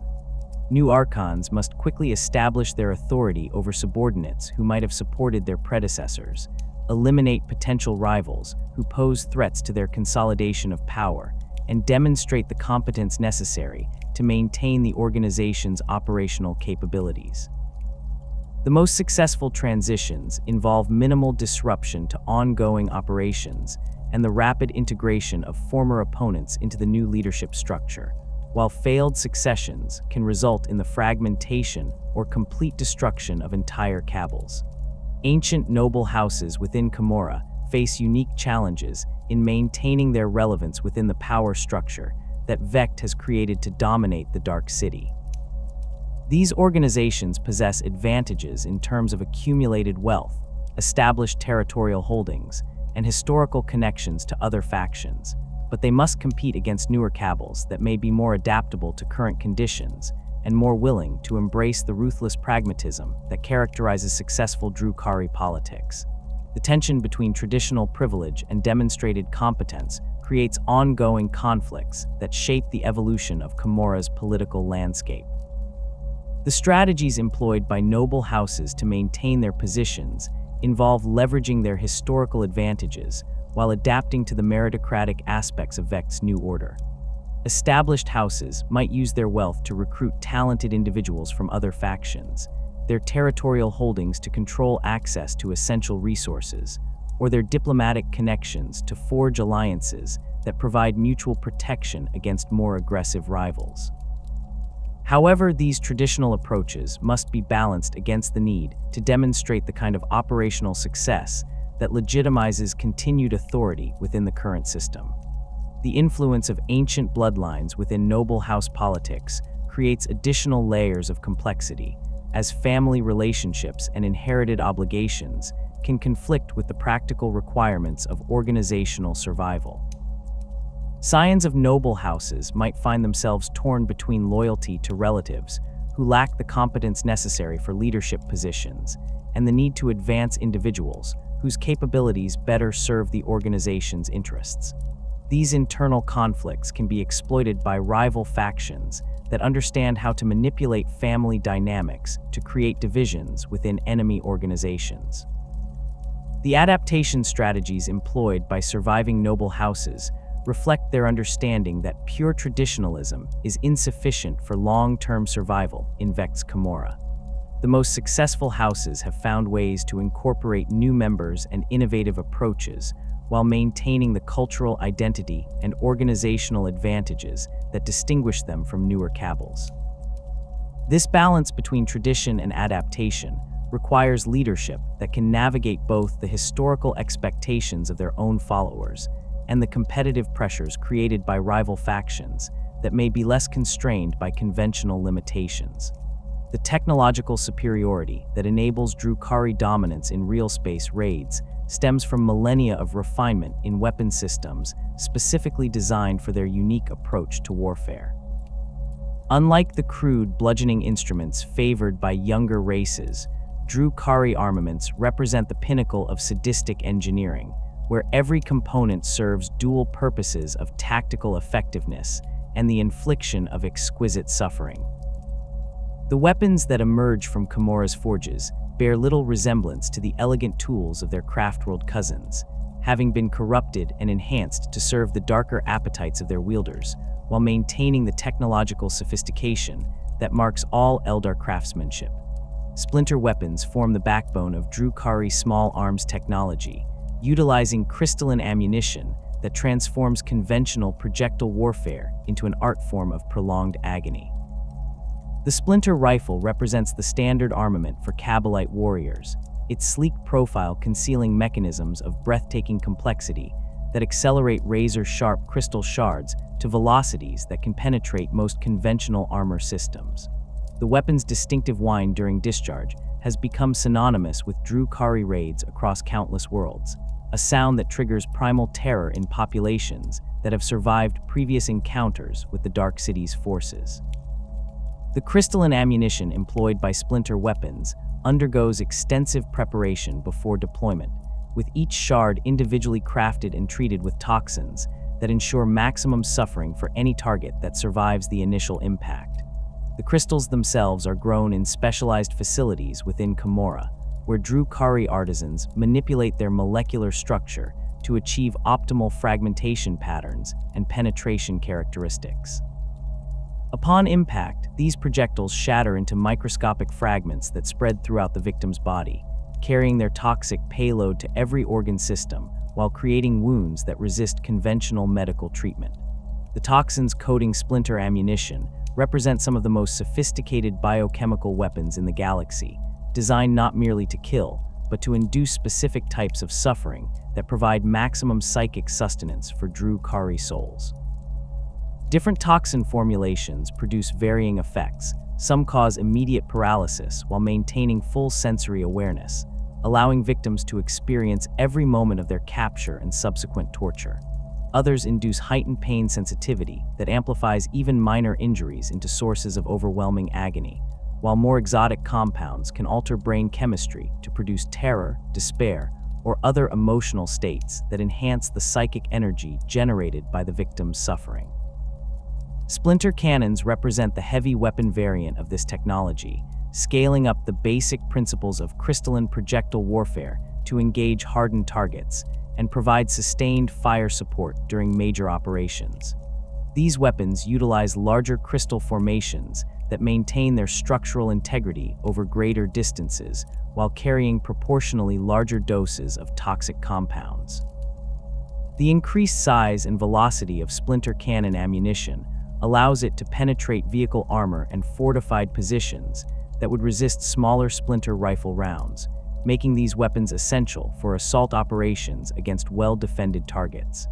The feeding mechanisms of splinter cannons incorporate sophisticated ammunition handling systems that can cycle between different types of crystalline rounds based on target requirements. Anti-personnel rounds maximize fragmentation and toxin dispersal for engaging infantry formations, while armor-piercing variants sacrifice some toxic payload for enhanced penetration capabilities. The most feared variant employs crystal matrices that continue fragmenting after impact, creating expanding clouds of microscopic shards that can affect multiple targets simultaneously while making the immediate area hazardous for rescue operations. The psychological impact of splinter weapons extends far beyond their physical effects, as the distinctive visual and auditory signatures of these armaments create terror responses that often prove more tactically valuable than their actual lethality. The sight of crystal shards embedding themselves in armor and flesh, while victims collapse in obvious agony, creates panic that spreads throughout enemy formations, disrupting command structures and triggering flight responses that make organized resistance impossible. Experienced Drukhari warriors understand how to exploit these psychological effects, timing their attacks to maximize the terror impact on surviving enemies while positioning themselves to capture fleeing targets. Dark Lance technology represents the pinnacle of Drukhari heavy weapons development, utilizing principles of matter manipulation that border on the incomprehensible, even by the standards of advanced civilizations. These weapons generate focused beams of dark light energy that interact with matter at the subatomic level, causing targeted materials to simply cease existing rather than being destroyed through conventional means. The effect appears as a lance of absolute darkness that consumes everything in its path, leaving perfectly smooth voids where solid matter once existed without generating heat, radiation, or other secondary effects associated with conventional energy weapons. The dark light energy employed by these weapons draws its power from the same dimensional manipulation techniques that enable webway travel, tapping into the fundamental forces that separate real space from the warp to create zones where normal physical laws become temporarily suspended. The generation of dark light requires exotic materials and energy sources that can only be obtained through raids against technologically advanced civilizations, making dark lances expensive weapons that are typically reserved for elite units or critical missions, where their unique capabilities provide decisive advantages.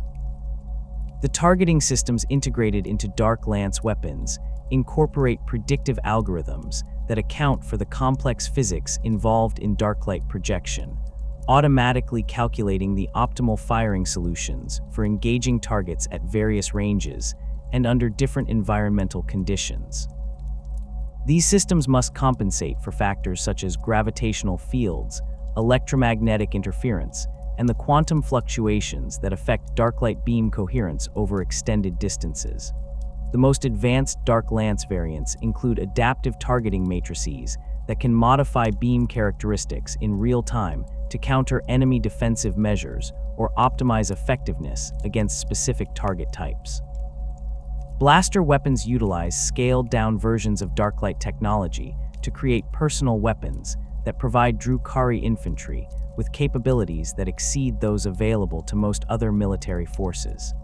These weapons generate shorter-range darklight pulses that can eliminate individual targets with absolute certainty while maintaining the energy efficiency necessary for sustained combat operations. The compact nature of blaster technology allows it to be incorporated into various weapon platforms, from handheld pistols carried by Archons to vehicle-mounted systems that provide close-range defensive capabilities. The tactical applications of darklight weapons extend beyond simple target elimination to include specialized roles such as breaching operations and defensive position clearance. Dark lances can create perfectly circular holes through fortified walls or vehicle armor without generating debris or structural damage that might complicate subsequent operations.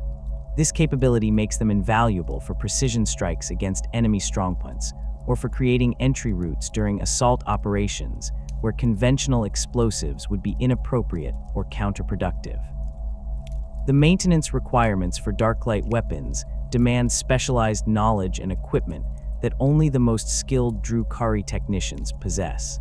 The exotic components that enable darklight generation are extremely sensitive to environmental conditions and require constant calibration to maintain optimal performance characteristics. Weapons that fall out of alignment can become unreliable or even dangerous to their operators, as unstable darklight emissions can affect unintended targets or create dimensional anomalies that threaten nearby personnel. Ghost plate armor represents the Drukhari approach to personal protection, emphasizing mobility and stealth over the crude durability favored by less sophisticated civilizations. This armor system utilizes advanced metamaterials that can selectively interact with different types of energy and projectiles, while maintaining the flexibility necessary for the acrobatic combat styles preferred by Drukhari warriors. The Ghost Plate's distinctive appearance, with its angular surfaces and deep shadows that seem to absorb light, serves both practical and psychological purposes in creating an intimidating presence that enhances the terror impact of Drukhari forces. The construction of Ghost Plate armor involves layering multiple types of protective materials, each optimized for specific threat types while contributing to the overall system's performance characteristics. The innermost layers consist of impact-absorbing compounds that distribute kinetic energy across the wearer's body, reducing the likelihood of serious injury from projectile impacts or blunt force trauma. Intermediate layers incorporate energy-dispersing elements that can deflect or redirect various types of directed energy weapons, while the outer surface includes adaptive camouflage systems that can modify their appearance to blend with surrounding environments. The mobility enhancements integrated into Ghost Plate systems allow Drukhari warriors to maintain their characteristic speed and agility while benefiting from significant protective capabilities. Powered assist mechanisms amplify the wearer's natural movements, enabling them to perform leaps and acrobatic maneuvers that would be impossible for unaugmented individuals.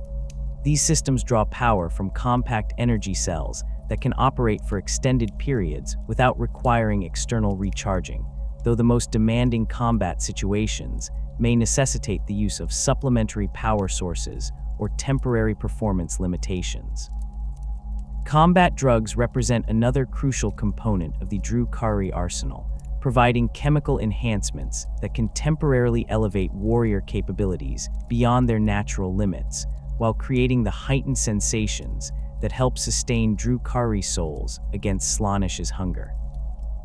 These substances are typically administered through specialized delivery systems integrated into armor or weapon systems, allowing for precise dosing and timing that maximizes their beneficial effects while minimizing potential complications or dependency issues. The pharmacological sophistication of Drukhari combat drugs reflects millennia of research into the biochemical mechanisms that govern pain, pleasure, and performance enhancement. Different drug formulations are designed for specific tactical situations, stimulants that increase reaction times and movement speed for assault operations, analgesics that allow warriors to continue fighting despite severe injuries, and psychoactive compounds that enhance aggression and reduce fear responses during critical moments of combat. The most advanced formulations can provide multiple effects simultaneously while including safeguards that prevent overdose or dangerous interactions between different substances. Agonizer weapons epitomize the Drukhari philosophy of inflicting maximum suffering while maintaining tactical effectiveness, combining advanced energy field technology with traditional melee weapon designs to create instruments that can defeat any armor system, while ensuring that their victims experience unimaginable agony before death provides release. These weapons generate neural disruption fields that directly stimulate pain receptors throughout the target's nervous system, creating sensations that exceed the normal limits of biological pain tolerance, while simultaneously disrupting motor functions and cognitive processes. The energy fields produced by agonizer weapons can be modulated to achieve different effects based on the wielder's tactical requirements or personal preferences. Low-intensity settings might be used to incapacitate prisoners without causing permanent damage, while maximum power configurations can induce pain so intense that victims lose consciousness or suffer permanent neurological damage. The most skilled agonizer wielders learn to adjust their weapon settings during combat, using different intensities to control enemy behavior or extract information from captured opponents. The psychological warfare applications of agonizer weapons make them valuable tools for crowd control and intimidation operations, where the goal is to break enemy morale rather than simply eliminate opposition forces. The sight of comrades writhing in obvious agony from agonizer strikes creates panic that can cause entire enemy formations to break and flee, while the distinctive energy discharge patterns of these weapons serve as unmistakable warnings of Drukhari presence that can clear areas without requiring actual violence. Vehicle warfare represents the domain where Drukhari technological superiority becomes most apparent, as their skimmer craft combines speed, firepower, and maneuverability in configurations that conventional military forces find impossible to counter effectively. Raider transports exemplify this approach, utilizing anti-gravity systems that allow them to achieve remarkable velocities while maintaining the stability necessary for accurate weapons fire and precise troop deployment. The open-top design of these vehicles reflects Drukhari confidence in their superior reflexes and armor systems, while providing the visibility and firing angles that their crews require for maximum effectiveness. The anti-gravity technology that enables Raider performance draws power from the same energy systems that support other Drukhari equipment, creating integrated vehicle systems where propulsion, weapons, and defensive capabilities can share resources based on tactical requirements. During high-speed approaches, maximum power can be devoted to propulsion systems to achieve the velocities necessary for successful portal emergence and target engagement. Once combat is joined, power allocation can shift to weapons and defensive systems while maintaining sufficient propulsion capability for tactical maneuvering and extraction operations. Ravager gunships represent the heavy fire support variant of Drukhari skimmer technology, mounting multiple dark lance or disintegrator cannon systems on platforms that can deliver devastating firepower while maintaining the mobility necessary to avoid enemy countermeasures. These vehicles serve as the primary anti-armor assets for most Drukhari forces, capable of engaging enemy heavy vehicles, fortified positions, and aircraft with equal effectiveness. The combination of dark-light weapons and high-speed platforms creates tactical capabilities that few enemy forces can match, as Ravagers can eliminate high-value targets and withdraw before enemy forces can organize effective responses. The crew requirements for Ravager operations reflect the complexity of coordinating multiple weapon systems while maintaining vehicle control under combat conditions. Ravager pilots must possess exceptional spatial awareness and reflexes to maintain optimal firing positions while avoiding enemy defensive fire, while gunners require the technical knowledge necessary to operate sophisticated targeting systems and the tactical understanding to prioritize targets effectively during rapidly evolving combat situations. The most experienced Ravager crews develop intuitive coordination that allows them to engage multiple targets simultaneously while maintaining the formation discipline necessary for effective squadron operations. Venom transports provide specialized capabilities that complement the heavier firepower and transport capacity of Raider squadrons, utilizing their superior speed and maneuverability to conduct reconnaissance missions, provide close support for infantry operations, and engage enemy light vehicles and aircraft. The compact size of Venom craft allows them to operate in environments where larger vehicles would be vulnerable or ineffective, while their advanced sensor systems provide the intelligence-gathering capabilities that enable successful Drukhari operations. The integration of different vehicle types into coherent tactical formations requires extensive training and coordination to achieve the combined arms effects that maximize Drukhari operational effectiveness. Mixed squadrons of Raiders, Ravagers, and Venoms can engage multiple target types simultaneously while maintaining the flexibility necessary to respond to changing tactical situations or exploit unexpected opportunities. The most successful vehicle formations operate according to carefully rehearsed tactical doctrines that assign specific roles and responsibilities to each vehicle type while maintaining the communication and coordination necessary for effective mutual support. The fundamental necessity that drives every aspect of Drukhari society stems from their precarious existence in the shadow of She Who Thirsts. Without the constant influx of psychic suffering generated by tortured captives, the souls of Commorragh's inhabitants would be slowly consumed by Slaanesh's eternal hunger, leaving them as empty husks devoid of consciousness or purpose. This existential threat transforms what might appear to be simple cruelty into a survival mechanism that permeates every level of Dark City society, from the lowliest Kabalite warrior to the supreme overlord himself. The procurement, processing, and systematic exploitation of sentient beings represents the economic foundation upon which all Drukhari civilization rests, creating markets and industries that would be incomprehensible to more conventional civilizations. The psychic sustenance derived from suffering operates according to principles that the Drukhari have spent millennia studying and refining. Different types of pain generate varying levels of psychic energy, with physical torture providing baseline sustenance, while emotional and psychological anguish produces exponentially greater returns. The most valuable captives are those capable of experiencing complex emotions and sophisticated mental states, as their suffering can be amplified and prolonged through techniques that exploit their specific psychological vulnerabilities. Psychers represent the premium tier of this grotesque hierarchy, their enhanced mental capabilities allowing them to generate psychic energy at levels that can sustain multiple Drukhari for extended periods. The harvesting of psychic energy requires specialized facilities and equipment designed to capture and concentrate the emanations produced by tortured victims. Pain amplifiers developed by Haemonculi Covens can magnify the suffering experienced by individual captives while simultaneously broadcasting their anguish throughout surrounding areas, allowing multiple Drukhari to benefit from a single victim's torment. These devices incorporate neural interface technology that directly stimulates pain receptors while preventing the psychological shutdown mechanisms that might otherwise limit the duration of effective torture sessions.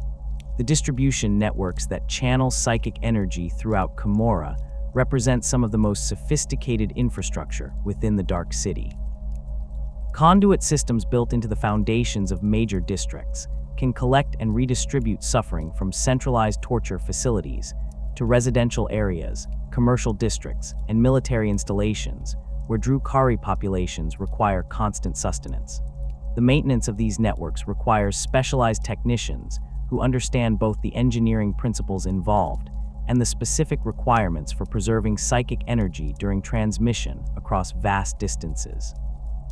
Slave procurement operations begin with extensive intelligence gathering that can span decades of preparation as Drukhari scouts identify suitable target populations and assess their capture potential. The most valuable targets combine high population density with limited defensive capabilities and geographic isolation that prevents rapid military response to raiding operations. Imperial hive worlds represent ideal hunting grounds due to their massive populations and the complex urban environments that provide numerous opportunities for concealment and infiltration, while frontier colonies offer easier conquest but lower population yields that may not justify the resources required for large-scale portal deployment. The assessment of target populations involves detailed analysis of their biological and psychological characteristics to determine their suitability for different types of exploitation. Humans represent the most common captive species due to their widespread distribution throughout the galaxy and their capacity for both physical and emotional suffering, while their relatively short lifespans create constant demand for fresh replacements. Tau populations provide interesting variations in psychological torture due to their collective mindset and philosophical dedication to the greater good, making their despair particularly potent when their belief systems are systematically dismantled through carefully orchestrated suffering. Orc captives present unique challenges and opportunities for Drukhari slavers, as their natural aggression and pain tolerance require specialized handling techniques, while their capacity for violence makes them valuable subjects for gladiatorial combat.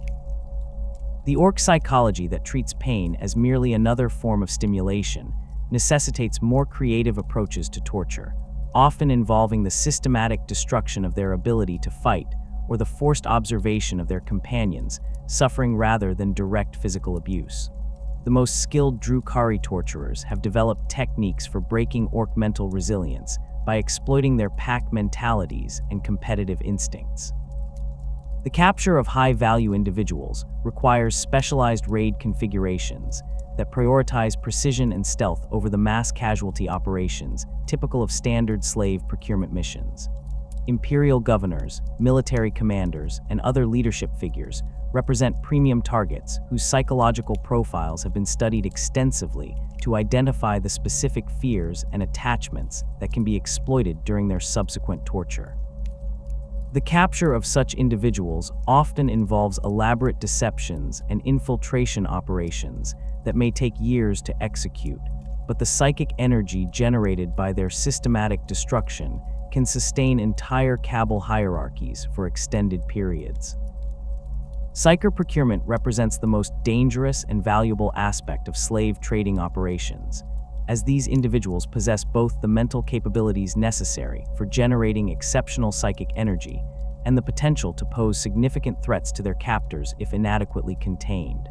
The capture of sanctioned psykers from Imperial worlds requires specialized equipment and techniques designed to suppress their abilities while keeping them alive and conscious.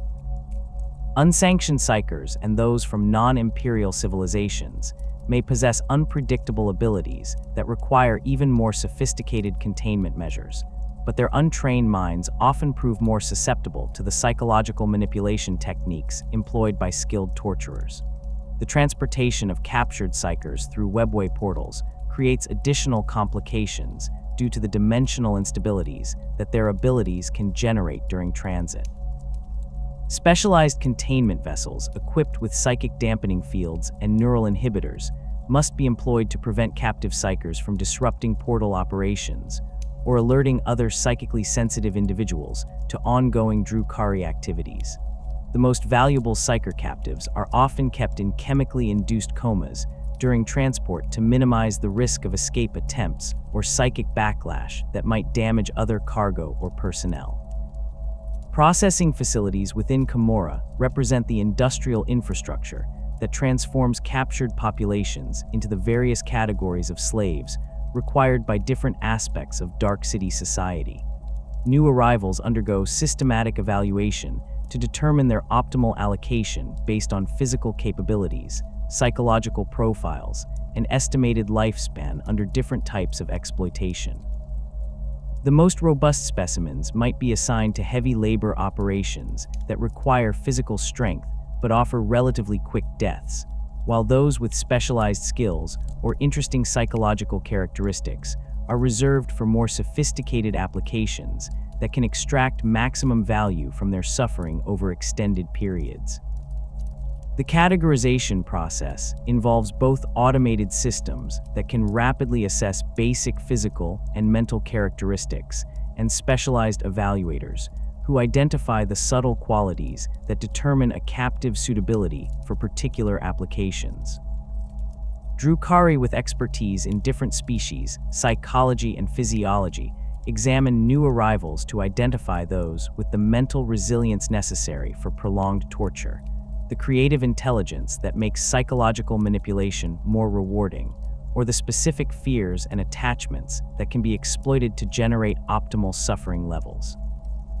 Medical evaluation of slave populations serves multiple purposes beyond simple health assessment, as Drukhari medical techniques can identify genetic markers, psychological predispositions, and physiological characteristics that affect a captive's value in different markets. Individuals with rare genetic traits might be reserved for haemonculi experimentation, while those with specific medical conditions could be allocated to torture scenarios designed to exploit their particular vulnerabilities. The medical data collected during processing also enables the development of customized torture regimens that maximize psychic energy generation while prolonging the victim's useful lifespan. Arena distribution represents one of the most visible applications of slave labor within Commorragh, as gladiatorial combat provides both entertainment for the Dark City's population and a source of concentrated suffering that can sustain large numbers of Drukhari simultaneously. The selection of arena combatants involves identifying individuals with the physical capabilities and psychological characteristics necessary for effective combat, while ensuring that their eventual deaths will generate maximum psychic energy for the attending audience. Former military personnel represent premium arena stock due to their combat training and the psychological impact of their gradual degradation from proud warriors to desperate entertainment. The preparation of arena combatants involves training regimens designed to enhance their combat capabilities while simultaneously breaking down their psychological defenses and moral frameworks. Captives are forced to compete against each other for basic necessities, creating situations where survival requires abandoning previous ethical constraints and embracing the violence that their captors demand. The most successful arena preparation techniques exploit existing rivalries and prejudices among captive populations, turning former allies against each other while providing Drukhari audiences with the spectacle of civilized beings reduced to savage desperation. Combat drug administration represents a crucial aspect of arena operations, as chemical enhancement can prolong fights while intensifying the suffering experienced by participants. Stimulants that increase aggression and reduce pain sensitivity allow combatants to continue fighting despite severe injuries, while psychoactive compounds can heighten emotional responses and create more dramatic psychological breakdowns for audience entertainment. The most sophisticated drug regimens can manipulate combatant behavior to create specific types of conflicts or emotional responses that generate optimal psychic energy for different audience demographics.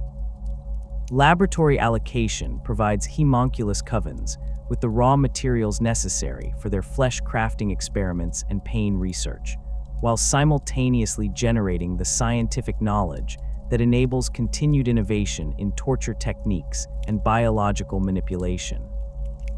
Captives assigned to laboratory work face fates that often exceed even arena combat in terms of prolonged suffering, as Haemonculi possess both the technical knowledge and the philosophical motivation necessary to explore the absolute limits of biological pain tolerance and psychological endurance. The scientific value of laboratory subjects extends beyond simple torture to encompass research into biological systems, psychological mechanisms, and the fundamental principles that govern consciousness and suffering.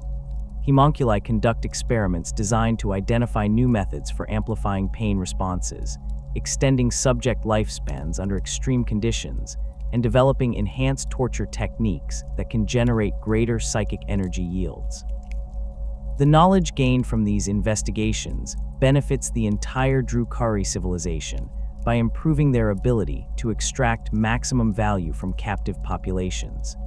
Experimental protocols employed in haemonculus laboratories often involve systematic exploration of different torture methodologies to identify optimal approaches for specific subject types and research objectives. Individual captives might be subjected to carefully controlled variations in torture techniques, while their responses are monitored and recorded to develop improved procedures for future applications.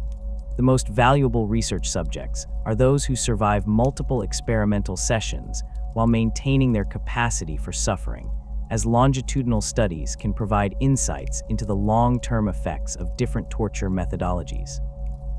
Pleasure district allocation represents perhaps the most psychologically devastating fate that awaits captured slaves, as these assignments involve systematic exploitation that combines physical abuse with emotional manipulation, designed to destroy the victim's sense of identity and self-worth.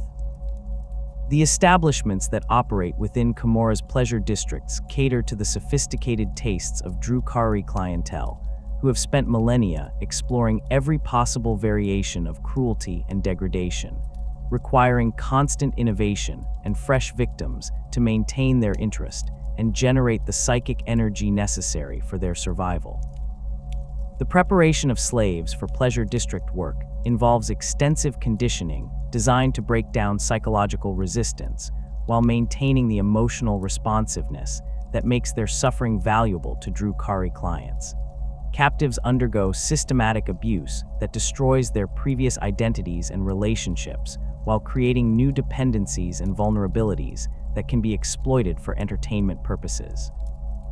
The most effective conditioning techniques exploit the victim's specific cultural background, personal relationships, and individual fears to create customized psychological torture that generates maximum suffering while ensuring compliance with client demands.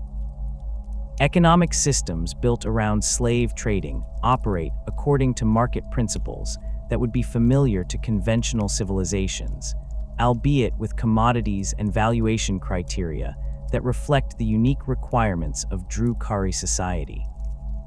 The prices commanded by different types of slaves fluctuate based on supply and demand dynamics, seasonal variations in torture requirements, and the specific preferences of major purchasers who can influence market conditions through their buying patterns.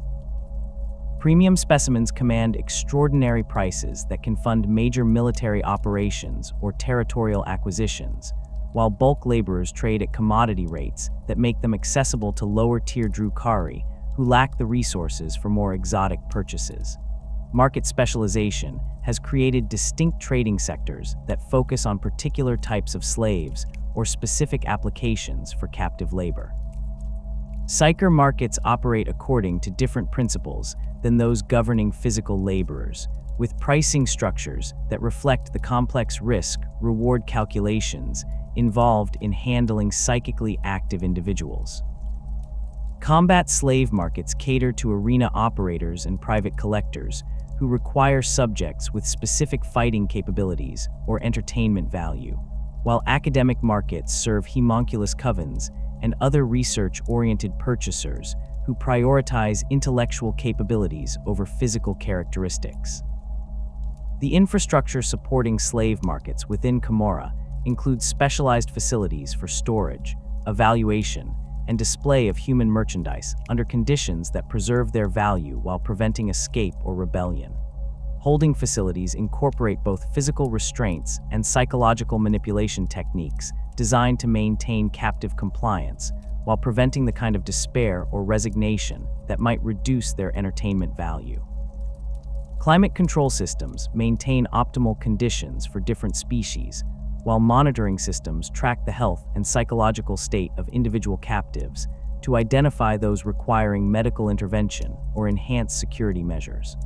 Auction systems employed by major slave markets utilize sophisticated evaluation criteria that assess both obvious characteristics and subtle qualities that affect a captive's long-term value under different types of exploitation.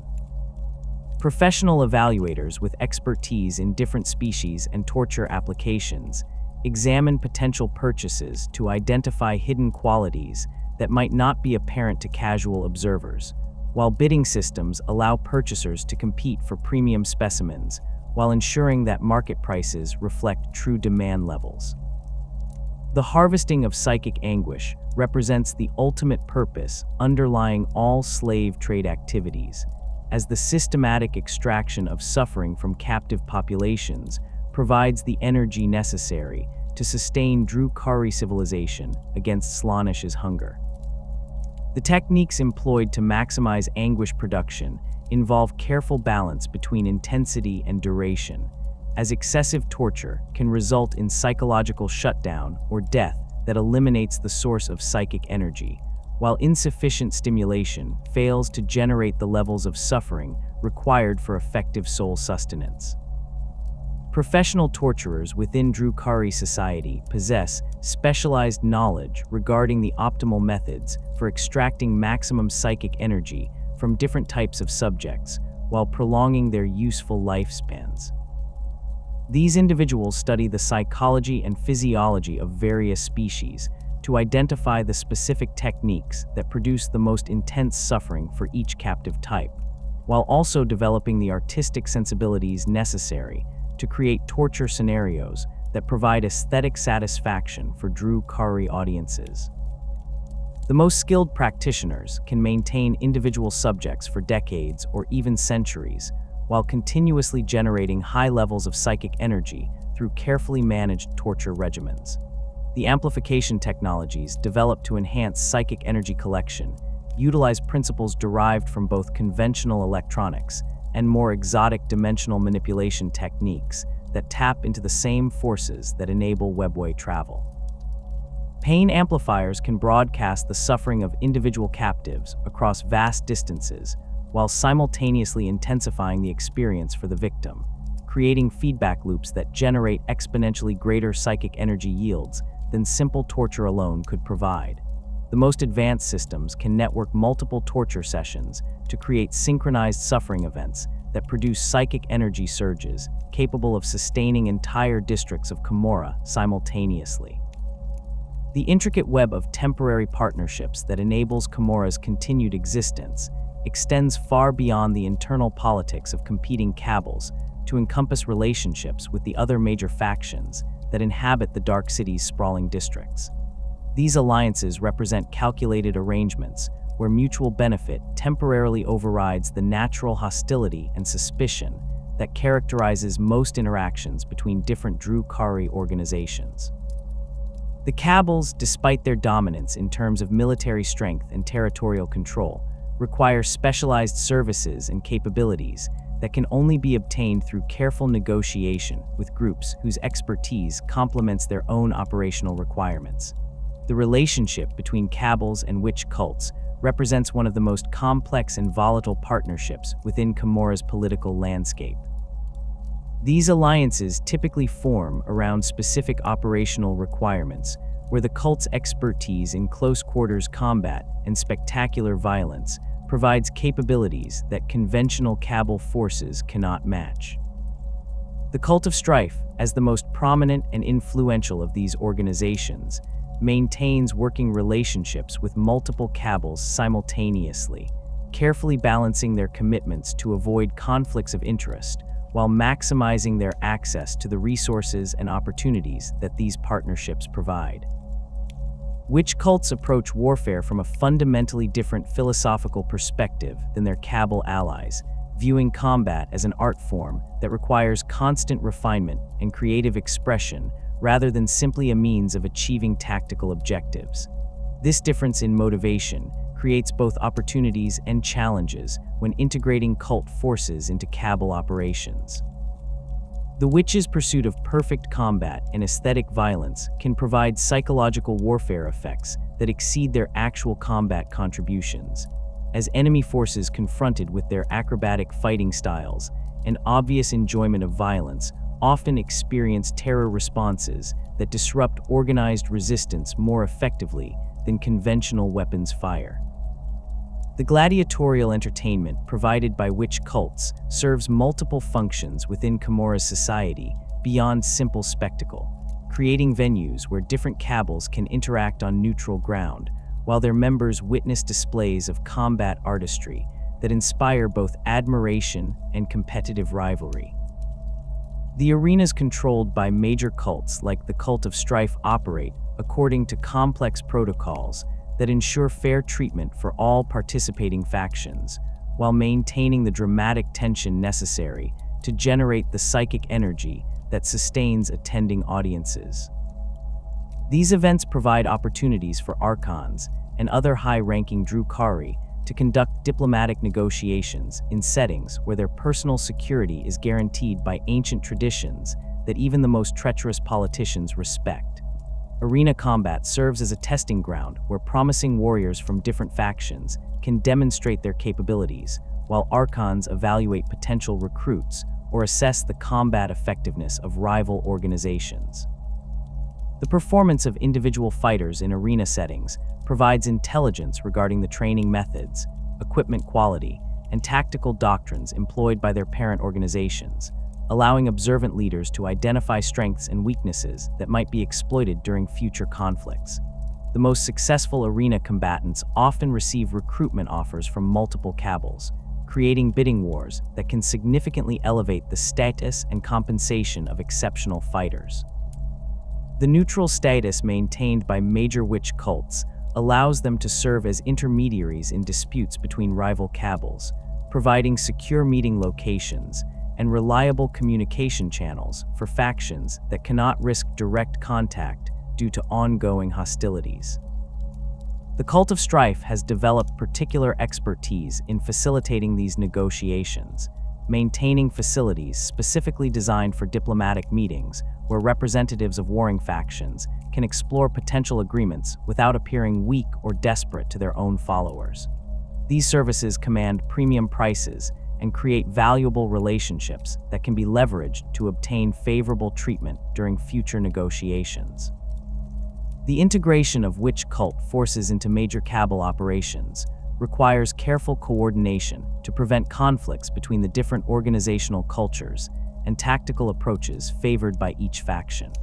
Witches operate according to individual initiative and artistic inspiration that can conflict with the disciplined unit tactics employed by most Kabal forces, requiring operational plans that provide clear boundaries between areas where each faction maintains tactical control. Successful joint operations typically assign cult forces to roles that exploit their particular strengths while minimizing opportunities for command disputes or tactical interference with Kabal objectives.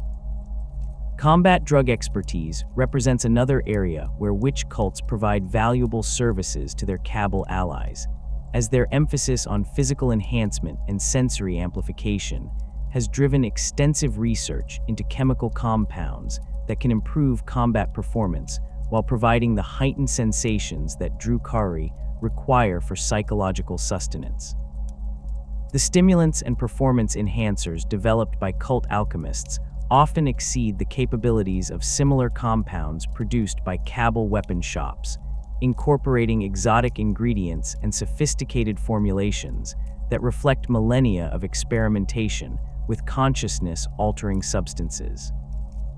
The partnerships between Kabals and Haemonculi Covens represent perhaps the most crucial and dangerous alliances within Commorragh's political structure, as these ancient flesh crafters possess capabilities that no other faction can replicate while simultaneously maintaining the independence and resources necessary to pose existential threats to any organization that attempts to dominate them directly. The Covens' mastery of biological manipulation, pain amplification, and resurrection technologies makes them indispensable partners for ambitious Archons, while their alien psychology and obvious sadism creates constant tension in relationships that require careful management to prevent catastrophic breakdowns. Resurrection services provided by Haemonculi represent the most valuable and sought-after capability offered by the Covens, as the ability to return from death provides Drukhari leaders with unprecedented opportunities for risk-taking and aggressive expansion that would be suicidal for individuals limited to single lifespans. The resurrection process involves sophisticated biological reconstruction that can restore individuals from minimal remains while preserving their memories, personalities, and accumulated knowledge, though the psychological trauma associated with death and rebirth often produces subtle changes in behavior and motivation that can affect long-term relationships and decision-making patterns. The contracts governing resurrection services include complex provisions regarding the circumstances under which Haemonculi will provide their services, the payment structures that compensate them for their efforts, and the quality guarantees that ensure restored individuals retain their essential characteristics and capabilities. Premium resurrection contracts might include provisions for multiple deaths, accelerated recovery times, or enhanced physical capabilities that exceed the client's original biological specifications, while basic agreements typically cover single resurrections with standard recovery periods and minimal modifications to the restored body. Enhanced warrior programs offered by various Haemonculi Covens provide Kabals with access to biological modifications that can significantly improve the combat effectiveness of their forces while creating distinctive capabilities that set them apart from rival organizations. These enhancement programs range from relatively minor improvements, such as increased reflexes or enhanced sensory capabilities, to dramatic modifications that fundamentally alter the recipient's biological structure and combat potential. The most extensive modification programs can transform ordinary Kabalite warriors into specialized combatants whose capabilities approach those of purpose-built combat creatures. The biological modifications employed in warrior enhancement programs draw upon millennia of research into alien physiology, genetic manipulation, and surgical techniques that push the boundaries of what conventional medicine considers possible. Haemonculi can graft additional limbs onto recipients to provide enhanced combat capabilities, modify skeletal structures to improve strength and durability, or integrate exotic sensory organs that allow enhanced awareness of battlefield conditions. The most sophisticated modifications involve neural interface systems that can directly link enhanced warriors to their weapons and equipment, creating seamless integration between biological and technological systems. Grotesque creation represents the pinnacle of Haemonculi's flesh-crafting capabilities, producing combat creatures that combine the biological material of multiple species with technological enhancements and pain amplification systems that create beings whose very existence generates the psychic energy necessary to sustain their creators. These creatures serve as both weapons and sources of psychic sustenance for the Covens, while providing their Kabal clients with access to combat capabilities that cannot be countered by conventional military responses. The design and construction of grotesques involves careful selection of biological components that provide optimal combinations of strength, durability, and pain tolerance, while incorporating technological systems that enhance their combat effectiveness and ensure their continued loyalty to their creators. The most successful grotesque designs balance physical capabilities against psychological stability, as excessive modification can produce creatures that are too unstable or unpredictable for effective military deployment. The creation process itself generates significant psychic energy through the suffering of the donor organisms, providing immediate benefits to the Haemonculi while producing long-term assets that continue generating value throughout their operational lifespans. Pain engine construction represents another specialized service offered by Haemonculi Covens that provides Kabals with access to mobile torture platforms that can generate psychic energy during combat operations, while simultaneously serving as heavy weapons platforms and psychological warfare tools. These vehicles combine advanced technology with biological components and torture chambers that allow them to process captives during active combat, creating self-sustaining weapon systems that become more effective as they accumulate victims throughout extended campaigns. The technical specifications for Pain engines vary significantly between different Coven designs and client requirements, with some emphasizing mobility and firepower for front-line combat roles, while others focus on torture efficiency and psychic energy generation for support functions. The most advanced Pain engine designs incorporate adaptive systems that can modify their operational parameters based on battlefield conditions and available victim populations, maximizing their effectiveness across different types of missions and combat environments. Temporary alliances with Corsair bands represent a more opportunistic category of partnership that typically forms around specific operational objectives, where the Corsair's knowledge of real space conditions and their access to conventional starships provide capabilities that complement Drukhari portal-based deployment methods. These relationships are inherently unstable due to the fundamental differences between Corsair and Drukhari motivations, but they can provide significant advantages during major operations that require extended presence in real space or coordination with conventional military forces. Corsair expertise in conventional starship operations allows joint forces to conduct extended campaigns in real space without relying entirely on webway portals for logistical support and tactical mobility. Their ships can provide fire support, transportation capacity, and sensor coverage that exceed the capabilities of typical Drukhari raiding fleets, while their crews possess knowledge of Imperial Navy tactics and procedures that can be valuable during operations against human targets. The most successful Corsair partnerships involve clearly defined operational boundaries that prevent conflicts between different tactical approaches, while ensuring that both factions benefit from the collaboration. Intelligence sharing between Corsairs and their Drukhari allies can provide both factions with access to information networks and reconnaissance capabilities that neither could maintain independently. Corsair agents operating within Imperial space can provide detailed intelligence regarding target vulnerabilities, defensive preparations, and response capabilities that enable more effective raid planning, while Drukhari contacts within Commorragh can offer access to exotic weapons, specialized equipment, and torture techniques that enhance Corsair operational capabilities. The integration of Corsair forces into Drukhari operations requires careful coordination to prevent tactical conflicts and ensure that joint forces can operate effectively despite their different equipment, training, and command structures. Corsair warriors typically employ more conventional weapons and tactics than their Drukhari allies, requiring operational plans that account for these differences while maximizing the combined effectiveness of both force types. The most successful joint operations assign each faction to roles that exploit their particular strengths while minimizing opportunities for confusion or friendly fire incidents.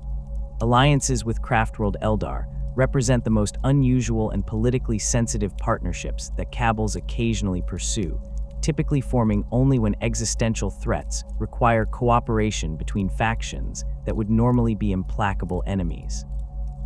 These relationships are complicated by the fundamental philosophical differences between Craftworld and Drukhari societies, as well as the mutual contempt and distrust that characterizes most interactions between the two branches of the Eldar race. The circumstances that can drive Craftworld Eldar to ally with their dark cousins typically involve threats that pose existential risks to both factions, such as major chaos incursions, Tyranid hive fleet invasions, or other catastrophic events that threaten to eliminate Eldar populations regardless of their cultural affiliations. These crisis situations can create temporary commonalities of interest that override normal hostilities, allowing both factions to focus their capabilities against shared enemies while maintaining their essential independence and cultural integrity. Military coordination between Craftworld and Drukhari forces requires extensive negotiation and careful planning to prevent conflicts between fundamentally incompatible tactical doctrines and operational philosophies. Craftworld forces emphasize careful planning, minimal casualties, and the protection of civilian populations, while Drukhari operations prioritize speed, psychological impact, and the acquisition of captives for torture. Joint operations must be structured to allow each faction to contribute their particular strengths while preventing their different approaches from undermining overall effectiveness.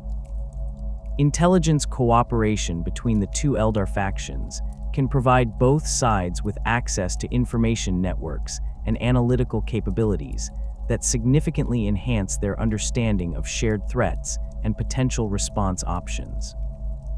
Craftworld seers possess prophetic abilities that can identify future threats and optimal response strategies, while Drukhari intelligence networks provide detailed information regarding enemy capabilities, weaknesses, and potential vulnerabilities that can be exploited during joint operations. Mercenary relationships with human rogue traders represent another category of opportunistic alliance that can provide Kabals with access to imperial intelligence, trade networks, and political connections that would be impossible to obtain through conventional raiding operations. These partnerships are inherently risky for both parties, as discovery by imperial authorities would result in severe consequences for the rogue traders while providing Drukhari allies with limited protection against imperial retaliation. The services that rogue traders can provide to their Drukhari partners include detailed intelligence regarding imperial military deployments, trade route schedules, and political developments that affect potential raiding targets. Their access to imperial communication networks and administrative systems allows them to provide advance warning of military responses to Drukhari activities, while their trading operations can serve as cover for more covert forms of cooperation. The compensation structures for these mercenary relationships typically involve combinations of exotic materials, advanced technologies, and specialized services that rogue traders cannot obtain through conventional imperial channels. Drukhari partners might provide access to alien artifacts, advanced weapon systems, or medical technologies that can provide significant advantages in the competitive environment of imperial commerce, while their torture expertise can be valuable for extracting information from captured rivals or enemies. Xeno-species partnerships represent the most diverse category of temporary alliance, as the galaxy contains numerous alien civilizations whose capabilities and motivations can align with Drukhari interests under specific circumstances. These relationships require extensive cultural research and diplomatic sophistication to navigate the complex differences between species, while identifying areas of mutual benefit that justify the risks associated with cooperation. The evaluation of potential Xenos partners involves detailed analysis of their military capabilities, technological assets, territorial holdings, and political structures to identify opportunities for profitable cooperation while assessing the risks associated with different types of partnership arrangements. Species with advanced technology but limited military capabilities might provide valuable equipment or technical expertise in exchange for protection or military support, while warrior cultures might offer combat assistance in exchange for access to Drukhari weapons or training methods. The martial history of the Kabals extends far beyond their current role as raiders and slave takers, encompassing major conflicts that have shaped the balance of power across the galaxy for millennia. During the Age of Strife, when humanity's first stellar empire collapsed into anarchy, and the warp storms that heralded Slaanesh's birth raged across known space, the emerging Drukhari factions found themselves presented with unprecedented opportunities for expansion and conquest. The chaos that consumed human civilization created power vacuums that ambitious Kabals could exploit, while the weakening of imperial defenses made previously impregnable worlds vulnerable to sustained assault campaigns. The early conflicts of this period differed significantly from the lightning raids that would later become the Drukhari's signature tactical approach. Extended campaigns lasting decades or even centuries allowed Kabals to establish permanent footholds on conquered worlds, creating forward bases that supported deeper penetration into real space territories. The Kabal of the Black Heart's expansion during this era exemplified this approach, with Vex forces systematically conquering entire star systems through coordinated multi-front operations that combined conventional military tactics with the psychological warfare techniques that would become hallmarks of Drukhari strategy. The collapse of human stellar navigation during the Age of Strife provided Drukhari forces with decisive advantages, as their mastery of webway travel allowed them to maintain reliable transportation and communication networks, while their enemies struggled with the unpredictable warp storms that made conventional faster-than-light travel extremely hazardous.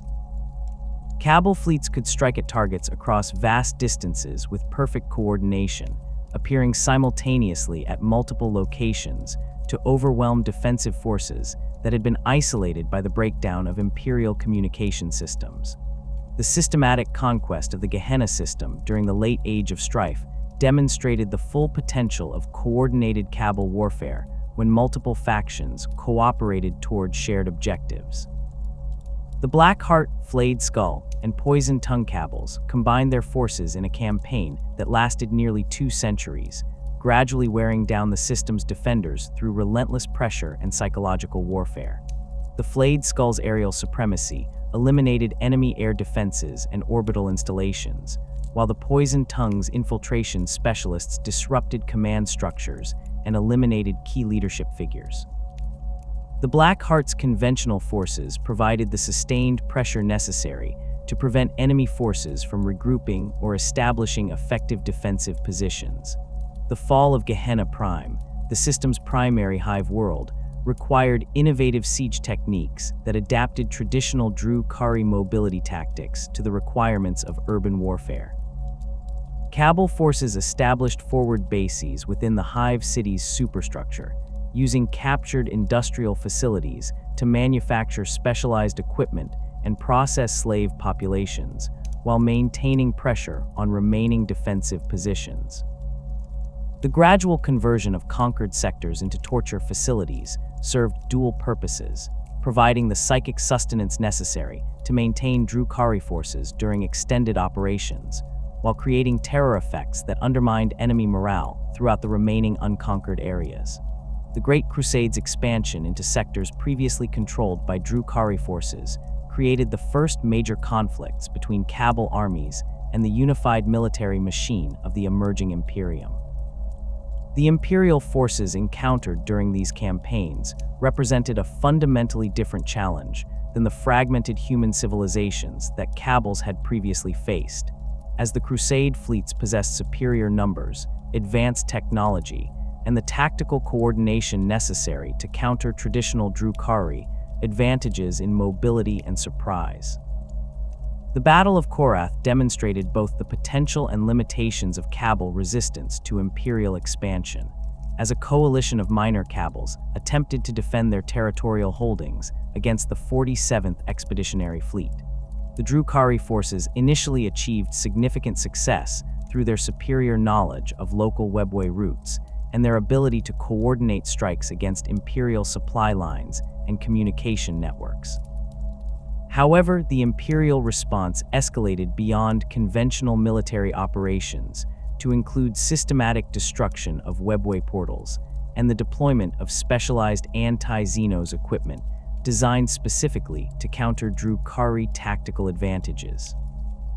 The Astartes legions that spearheaded many Crusade operations proved particularly effective against Drukhari forces due to their enhanced physiology and psychological conditioning that reduced their vulnerability to fear-based tactics and torture-derived intelligence gathering. The Space Marines' power armor provided protection against splinter weapons and other Drukhari armaments, while their tactical doctrines emphasized rapid deployment and overwhelming force that could match Drukhari mobility while exceeding their firepower and durability. The most successful Kabal operations against Astartes' forces required extensive preparation and specialized equipment designed to exploit the specific weaknesses of different legion tactical approaches. The Iron Warriors' methodical siege warfare proved particularly challenging for Drukhari defenders, as their systematic approach to fortress reduction eliminated many of the tactical advantages that Kabals typically exploited during defensive operations.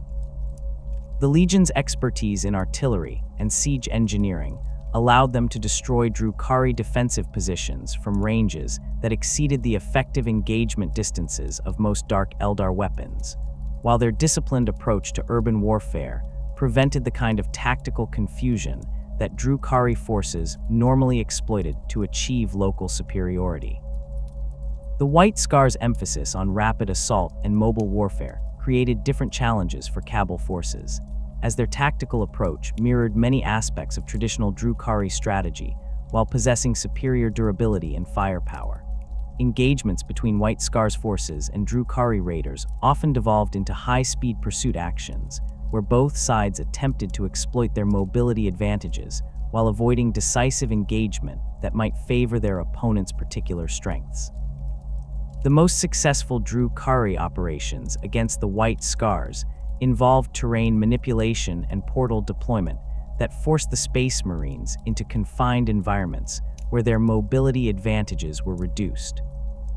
The Imperial Fist's defensive expertise created nearly insurmountable challenges for Kabal assault operations, as their fortification techniques and defensive doctrines were specifically designed to counter the kind of rapid assault tactics that formed the foundation of Drukhari military strategy. The Legion's systematic approach to defensive preparation eliminated many of the infiltration routes and weak points that Drukhari forces normally exploited, while their heavy weapons and artillery provided sustained firepower that could engage Drukhari skimmer craft at extended ranges where return fire was ineffective. The 13th Black Crusade provided the Kabals with their most significant opportunity for large-scale military operations since the Age of Strife, as Abaddon's assault on the Cadian Gate created widespread chaos throughout Imperial space that could be exploited for massive slave procurement operations. The breakdown of Imperial coordination and the redeployment of military assets to counter the Chaos offensive left numerous worlds vulnerable to Drukhari attack, while the general state of emergency provided cover for raiding operations that might otherwise have triggered coordinated Imperial responses. Vex's strategic coordination of Kabal participation in the Black Crusade demonstrated the sophisticated planning capabilities that had enabled his rise to power within Commorragh. Rather than committing Drukhari forces to direct support of Chaos objectives, he orchestrated a series of opportunistic raids that maximized slave acquisition while minimizing exposure to Imperial counterattacks or Chaos corruption. The timing of these operations was carefully calculated to exploit the confusion created by Chaos assaults while avoiding direct confrontation with either Imperial defenders or Chaos forces that might view Drukhari intervention as unwelcome competition. The Cabal of the Flayed Skulls operations during the Cadian campaign exemplified the opportunities created by large-scale warfare, as their aerial superiority allowed them to conduct deep penetration raids against targets that would normally have been protected by Imperial air defenses. The redeployment of Imperial Navy assets to counter Chaos fleet movements left many worlds with reduced atmospheric protection, creating opportunities for sustained air assault campaigns that could process entire population centers before Imperial reinforcements could respond effectively. The systematic exploitation of refugee populations during the Black Crusade represented one of the most profitable aspects of Kabal participation in the campaign. The displacement of civilian populations by Chaos advances created massive concentrations of potential slaves in refugee camps and evacuation centers that possessed minimal defensive capabilities. Kabal forces could process these populations with minimal resistance, while the Imperial military remained focused on direct combat with Chaos forces, creating a sustainable source of captives that could be maintained throughout the extended duration of the campaign. The Obsidian Rose's precision strikes against Imperial command and communication facilities during the Black Crusade demonstrated how specialized Kabal capabilities could contribute to broader strategic objectives while serving their own interests. Their systematic elimination of astropathic communication nodes and military command centers created coordination problems for Imperial forces that exceeded the direct military impact of the raids themselves, while the capture of high-ranking Imperial officers provided valuable intelligence regarding defensive plans and resource allocation. Defensive operations against Chaos incursions into the webway represent some of the most critical military actions undertaken by Kabal forces, as these conflicts directly threaten the infrastructure that enables Commorragh's existence and the survival of Drukhari civilization. The ancient barriers that separate the webway from the warp provide protection against direct Chaos assault, but they require constant maintenance and active defense against entities that seek to exploit weaknesses in the dimensional boundaries that maintain the tunnel network's integrity. The Battle of the Nexus Tertius demonstrated the coordination capabilities that Kabal forces could achieve when facing existential threats to their civilization.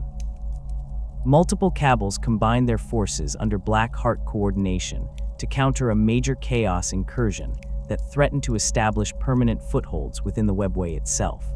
The defensive operations required innovative tactics that adapted traditional Drukhari mobility, advantages to the confined environments of webway tunnels, while maintaining the firepower necessary to counter Chaos forces that possessed superior durability and numbers.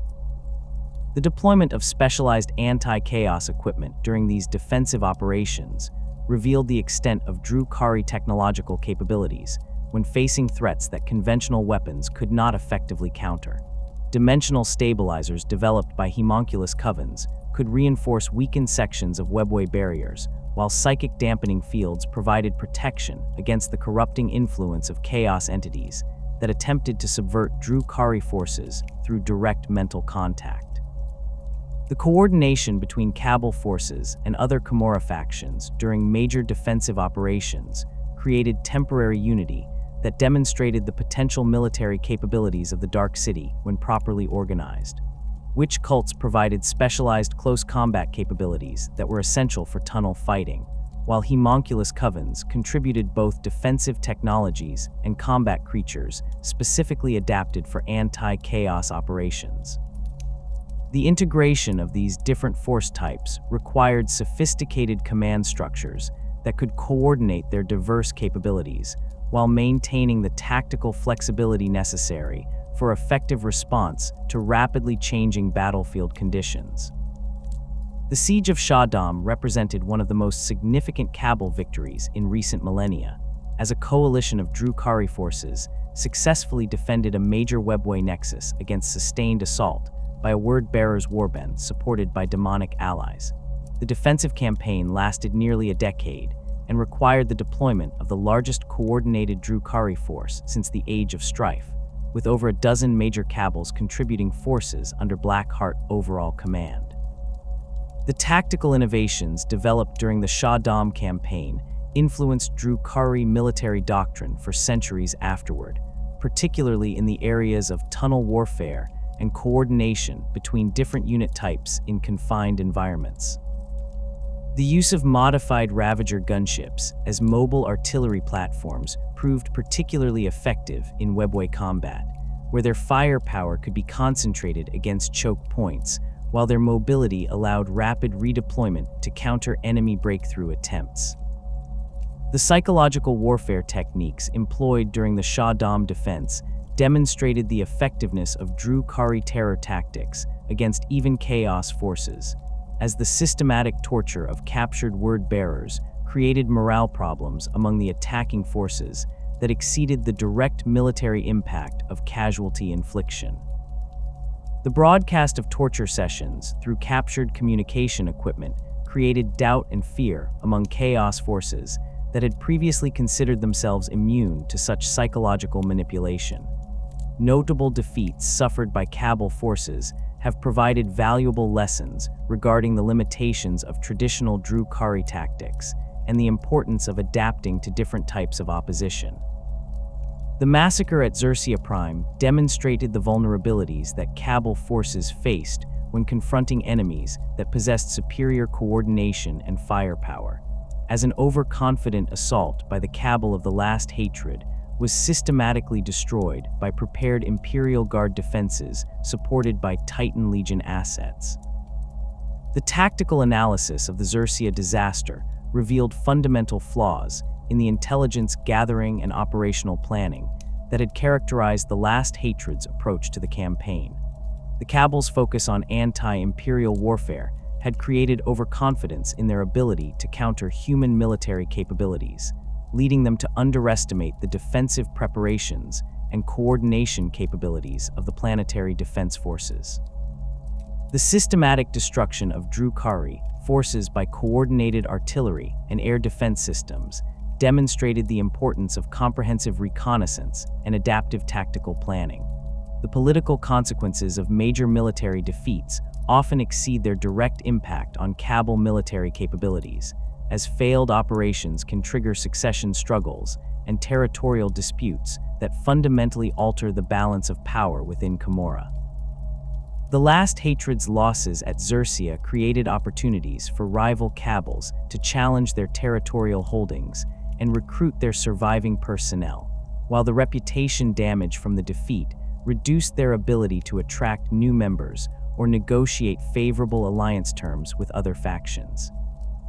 The current territorial distribution within Commorragh reflects the accumulated results of millennia of military successes and failures, as Kabals that have demonstrated consistent operational effectiveness have been able to expand their holdings, while those that have suffered major defeats have seen their influence diminish accordingly. The Black Heart's dominance over the most valuable districts represents the practical recognition of their military superiority and political acumen, while smaller Kabals maintain their independence through specialization in particular capabilities, or by avoiding direct competition with more powerful rivals. The evolution of Kabal military doctrine continues to respond to changing conditions in the broader galaxy, as new threats and opportunities require adaptation of traditional tactics and development of innovative approaches to warfare. The emergence of new imperial technologies, the increasing coordination of anti-Drukhari operations by various civilizations, and the changing nature of chaos threats all contribute to ongoing refinement of Kabal military capabilities and strategic planning processes. The opening of the Great Rift has fundamentally altered the strategic landscape that governs Drukhari operations throughout the galaxy, creating unprecedented opportunities for expansion while simultaneously introducing new threats that challenge the traditional foundations of Commorragh's power structure. The massive warp storm that now bisects the galaxy has disrupted established imperial communication networks and military coordination systems, leaving vast regions of space vulnerable to sustained Drukhari assault, while providing new routes of approach that bypass previously impregnable defensive positions. The Cicatrix Maledictum's chaotic energies have also destabilized many webway passages, creating both hazards and opportunities as ancient routes become accessible, while others are permanently severed from the network that sustains Dark City civilization. Vec's initial response to the Great Rift's emergence demonstrated the strategic foresight that has maintained his supremacy over Commorragh for millennia. Rather than immediately launching massive raiding campaigns to exploit the obvious opportunities created by imperial disarray, he ordered extensive reconnaissance operations to map the new strategic environment and identify the most profitable targets, while assessing potential risks that might threaten Drukhari interests. This methodical approach reflected his understanding that the Rift's opening represented not merely tactical opportunities, but fundamental changes in galactic power dynamics that required careful analysis and measured responses. The disruption of astropathic communication networks throughout the Imperium Nihilus has created ideal conditions for large-scale Drukhari operations, as Imperial forces can no longer coordinate responses across multiple star systems or request reinforcements from distant military commands. Kabal raiding fleets can now conduct extended campaigns that would have been impossible during periods of effective Imperial coordination, systematically processing entire sectors, while enemy forces remain isolated and unable to mount unified resistance. The Kabal of the Flayed Skull has achieved particular success in exploiting these conditions, conducting aerial supremacy campaigns that establish temporary control over planetary atmospheres before systematic slave procurement operations stripped target worlds of their populations. The emergence of new webway routes created by the Rift's dimensional distortions has provided Drukhari forces with access to previously unreachable regions of space, including areas within the galactic core that had been sealed off since the fall of the Eldar. These ancient passages often lead to locations of significant archaeological and strategic value, including pre-fall Eldar installations that contain technologies and resources unavailable elsewhere in the galaxy. The exploration and exploitation of these rediscovered territories has become a major focus for ambitious Kabals seeking to establish new power bases beyond the traditional confines of Commorragh's established hierarchy. The political ramifications of expanded territorial access have created new sources of conflict within Commorragh as different Kabals compete for control over the most valuable newly accessible regions. Traditional territorial arrangements within the Dark City no longer reflect the actual distribution of strategic resources and opportunities, leading to disputes that threaten to destabilize the carefully maintained balance of power that Vect has cultivated over millennia. The Supreme Overlord's management of these tensions requires increasingly sophisticated political maneuvering as he seeks to prevent open warfare between major Kabals while positioning the Black Heart to exploit the most promising opportunities for expansion. However, the Great Rift's opening has also introduced unprecedented threats that challenge fundamental assumptions about Drukhari security and operational capabilities. The massive influx of chaos energy throughout the galaxy has strengthened demonic entities and chaos cults that pose direct threats to webway infrastructure and Commorragh's dimensional stability. Several major webway nodes have been compromised by chaos incursions that required coordinated Kabal responses to contain, while the increased prevalence of psychic phenomena throughout realspace has made traditional raiding operations more dangerous and unpredictable. Chaos infiltration attempts against Commorragh itself represent the most serious internal threat that Drukhari civilization has faced since the original fall of the Eldar. The enhanced warp presence created by the Great Rift has enabled chaos entities to probe the dimensional barriers that protect the Dark City with unprecedented persistence and sophistication. Several minor districts have been evacuated and sealed after successful demonic breaches, while intelligence reports suggest that chaos cults have established footholds within some peripheral areas of the city's vast superstructure. The response to these infiltration attempts has required unprecedented cooperation between normally rival factions, as the existential nature of the threat forces even the most competitive Kabals to coordinate their defensive efforts. Vect has established new security protocols that grant emergency powers to designated Archons during confirmed chaos incursions, allowing rapid response without the political negotiations that normally characterize inter-Kabal cooperation. These arrangements represent significant departures from traditional Commorragh politics and have created new precedents that may influence the city's governance structures long after the immediate crisis has passed. The Haemonculi Covens have assumed crucial roles in developing countermeasures against chaos infiltration, utilizing their expertise in dimensional manipulation and biological warfare to create detection systems and defensive measures specifically designed to counter demonic threats. Their research into anti-chaos technologies has produced new categories of weapons and equipment that can disrupt demonic manifestations, while providing protection for Drukhari personnel operating in high-risk environments. However, the Coven's involvement in these defensive efforts has also increased their political influence within Commorragh, creating new dynamics in the relationships between different factions. The emergence of Tyranid adaptation to Drukhari tactics represents another significant threat that has evolved in response to millennia of contact between the two species. Hive fleet tendrils that have encountered Drukhari forces have developed new bioforms specifically designed to counter traditional Dark Eldar advantages in mobility and stealth. These adaptations include creatures with enhanced sensory capabilities that can detect webway portal openings, aerial organisms that can match the performance characteristics of Drukhari skimmer craft, and ground forces with improved resistance to splinter weapons and other standard Drukhari armaments. The Tyranid learning process has proven particularly effective at countering Drukhari psychological warfare techniques, as the hive mind's collective consciousness appears immune to the terror tactics that have traditionally provided significant advantages during raiding operations.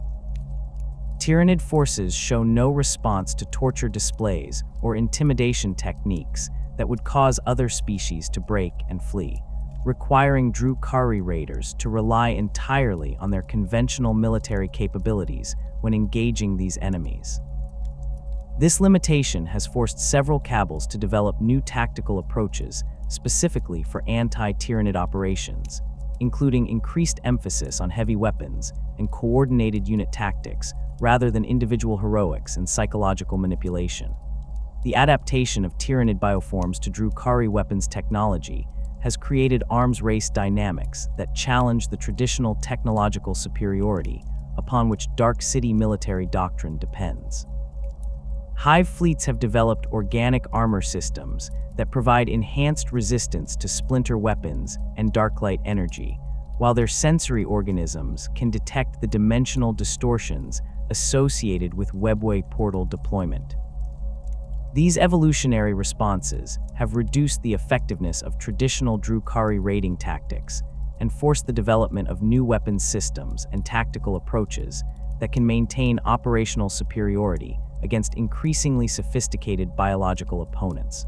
The political implications of Tyranid adaptation extend beyond simple military challenges to encompass fundamental questions about Drukhari long-term survival strategies. The traditional approach of exploiting technological and tactical superiority to dominate less advanced species becomes problematic when facing enemies that can rapidly evolve countermeasures to any advantage that Drukhari forces achieve. This reality has sparked debates within Commorragh regarding the need for more fundamental changes in military doctrine and strategic planning that account for enemies capable of continuous adaptation and improvement. Internal succession crises within major Kabals have intensified as the changing strategic environment creates new opportunities and pressures that strain traditional leadership structures. The expanded scope of operations made possible by the Great Rift's disruption of imperial coordination has increased the resources and territories that successful Archons can control, creating larger prizes for ambitious Drakons while simultaneously increasing the complexity of managing far-flung operations. Several major Kabals have experienced leadership transitions, as established Archons have proven unable to adapt to the new strategic environment or have fallen victim to subordinates who demonstrated superior capabilities in exploiting emerging opportunities. The succession struggle within the Kabal of the Poisoned Tongue exemplifies the internal pressures that changing galactic conditions have created within Commorragh's political structure.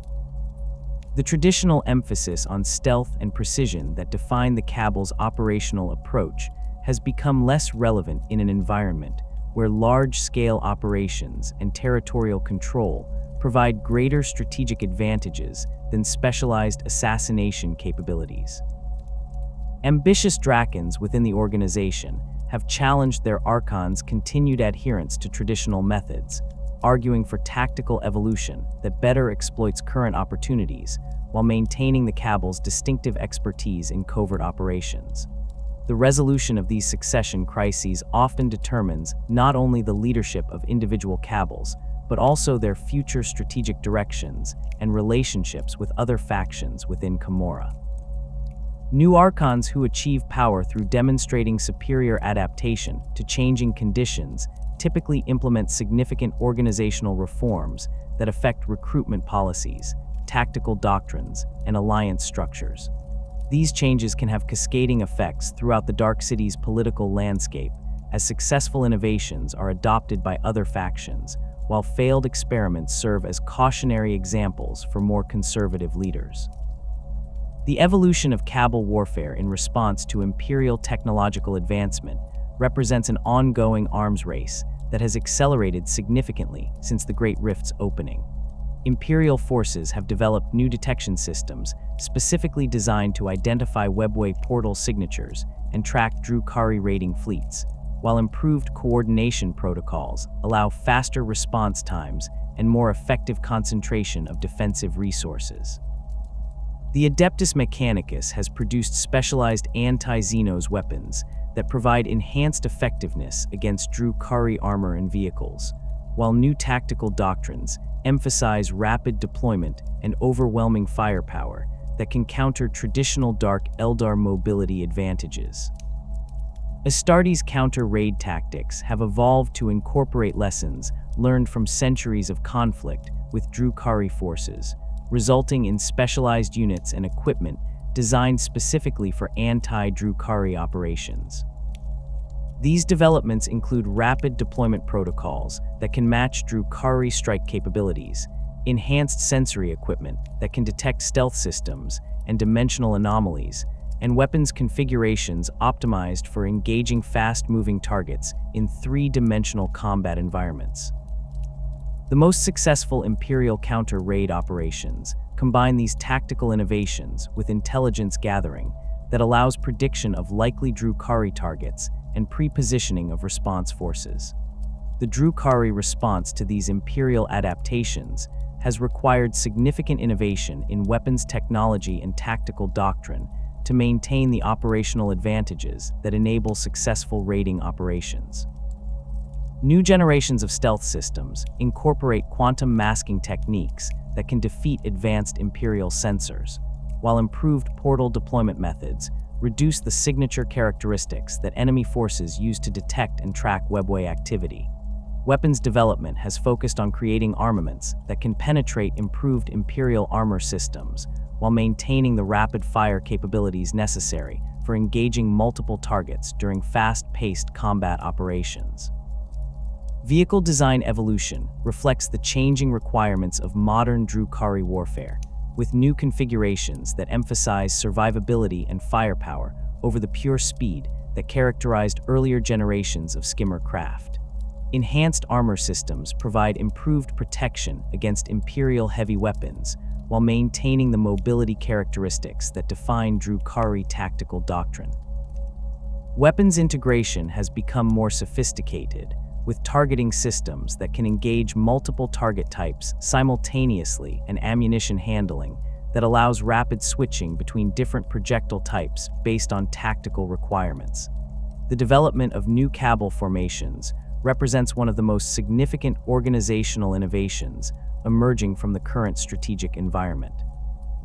Traditional Kabal structures optimized for raiding operations from established Commorragh bases have proven less effective for managing extended territorial control in conquered regions, leading to experimentation with new organizational models that can maintain Drukhari operational effectiveness while governing occupied populations and territories. These formations typically combine conventional Kabal military capabilities with administrative and governance functions that enable long-term occupation and resource extraction. Vec's long-term strategies for maintaining Drukhari supremacy encompass both defensive measures designed to protect Commorragh from emerging threats and offensive initiatives that exploit new opportunities for expansion and resource acquisition. His approach balances the need for immediate responses to current challenges against the requirement for strategic positioning that will provide advantages during future conflicts and crises. The Supreme Overlord's planning extends beyond simple military considerations to encompass political, economic, and technological factors that will determine the long-term viability of Drukhari civilization. The establishment of forward operating bases in newly accessible regions represents a key component of Vect's expansion strategy, providing staging areas for extended operations, while creating buffer zones that protect core Drukhari territories from direct assault. These installations combine military facilities with slave processing centers and resource extraction operations that can support sustained campaigns while generating the psychic energy necessary to maintain their personnel. The most successful forward bases incorporate defensive systems specifically designed to counter the types of threats most likely to emerge in their operational environments, including anti-chaos measures, tyrannid countermeasures, and imperial detection avoidance systems. The potential for new Kabal formations in conquered territories reflects the changing nature of Drukhari civilization as it adapts to expanded operational scope and territorial control. Traditional Kabals based in Commorragh face logistical challenges when attempting to manage distant territories and populations, creating opportunities for new organizations that can provide more effective local governance while maintaining loyalty to the broader Drukhari power structure. These emerging formations typically combine personnel drawn from established Kabals with local recruits who possess specialized knowledge of their regions and populations.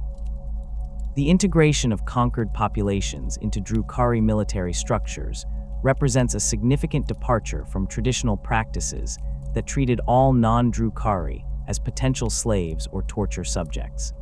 The expanded territorial scope of current operations has created requirements for local knowledge and specialized capabilities that can only be provided by individuals familiar with specific regions and their characteristics. Carefully selected and conditioned local personnel can provide intelligence, logistics support, and specialized services that enhance Drukhari operational effectiveness while reducing the resource requirements for maintaining extended territorial control. The governance models being developed for Drukhari-controlled territories reflect the need to balance resource extraction and population control against the practical requirements of maintaining productive societies that can support extended military operations. These systems typically emphasize efficiency and compliance over the elaborate cruelty that characterizes traditional Drukhari approaches to population management, though they retain sufficient brutality to generate the psychic energy necessary for Drukhari survival. The most successful territorial governance combines systematic exploitation with incentive structures that encourage cooperation and productivity among subject populations. As the galaxy continues to evolve in response to the Great Rift's influence and the countless conflicts that rage across its breadth, the Drukhari stand poised to exploit the chaos and opportunity that such upheaval provides. The Dark City of Commorragh, with its labyrinthine politics and sophisticated military capabilities, remains uniquely positioned to thrive in an environment where conventional civilizations struggle merely to survive. The Kabals that emerge successfully from this period of transformation will likely bear little resemblance to their predecessors, having adapted their organizations, tactics, and strategic objectives to meet the demands of a fundamentally altered galactic landscape. The future of the Dark City ultimately depends on the continued ability of its inhabitants to balance their internal competitions and conflicts against the external threats that seek to destroy them entirely. The political genius that has enabled Vect's millennia-long dominance of Commorragh will face its greatest test as new challenges emerge that cannot be countered through traditional methods of manipulation and betrayal. Whether the Drukhari can successfully adapt their civilization to meet these challenges while maintaining the essential characteristics that define their culture remains the ultimate question that will determine their continued existence in the dark millennium ahead.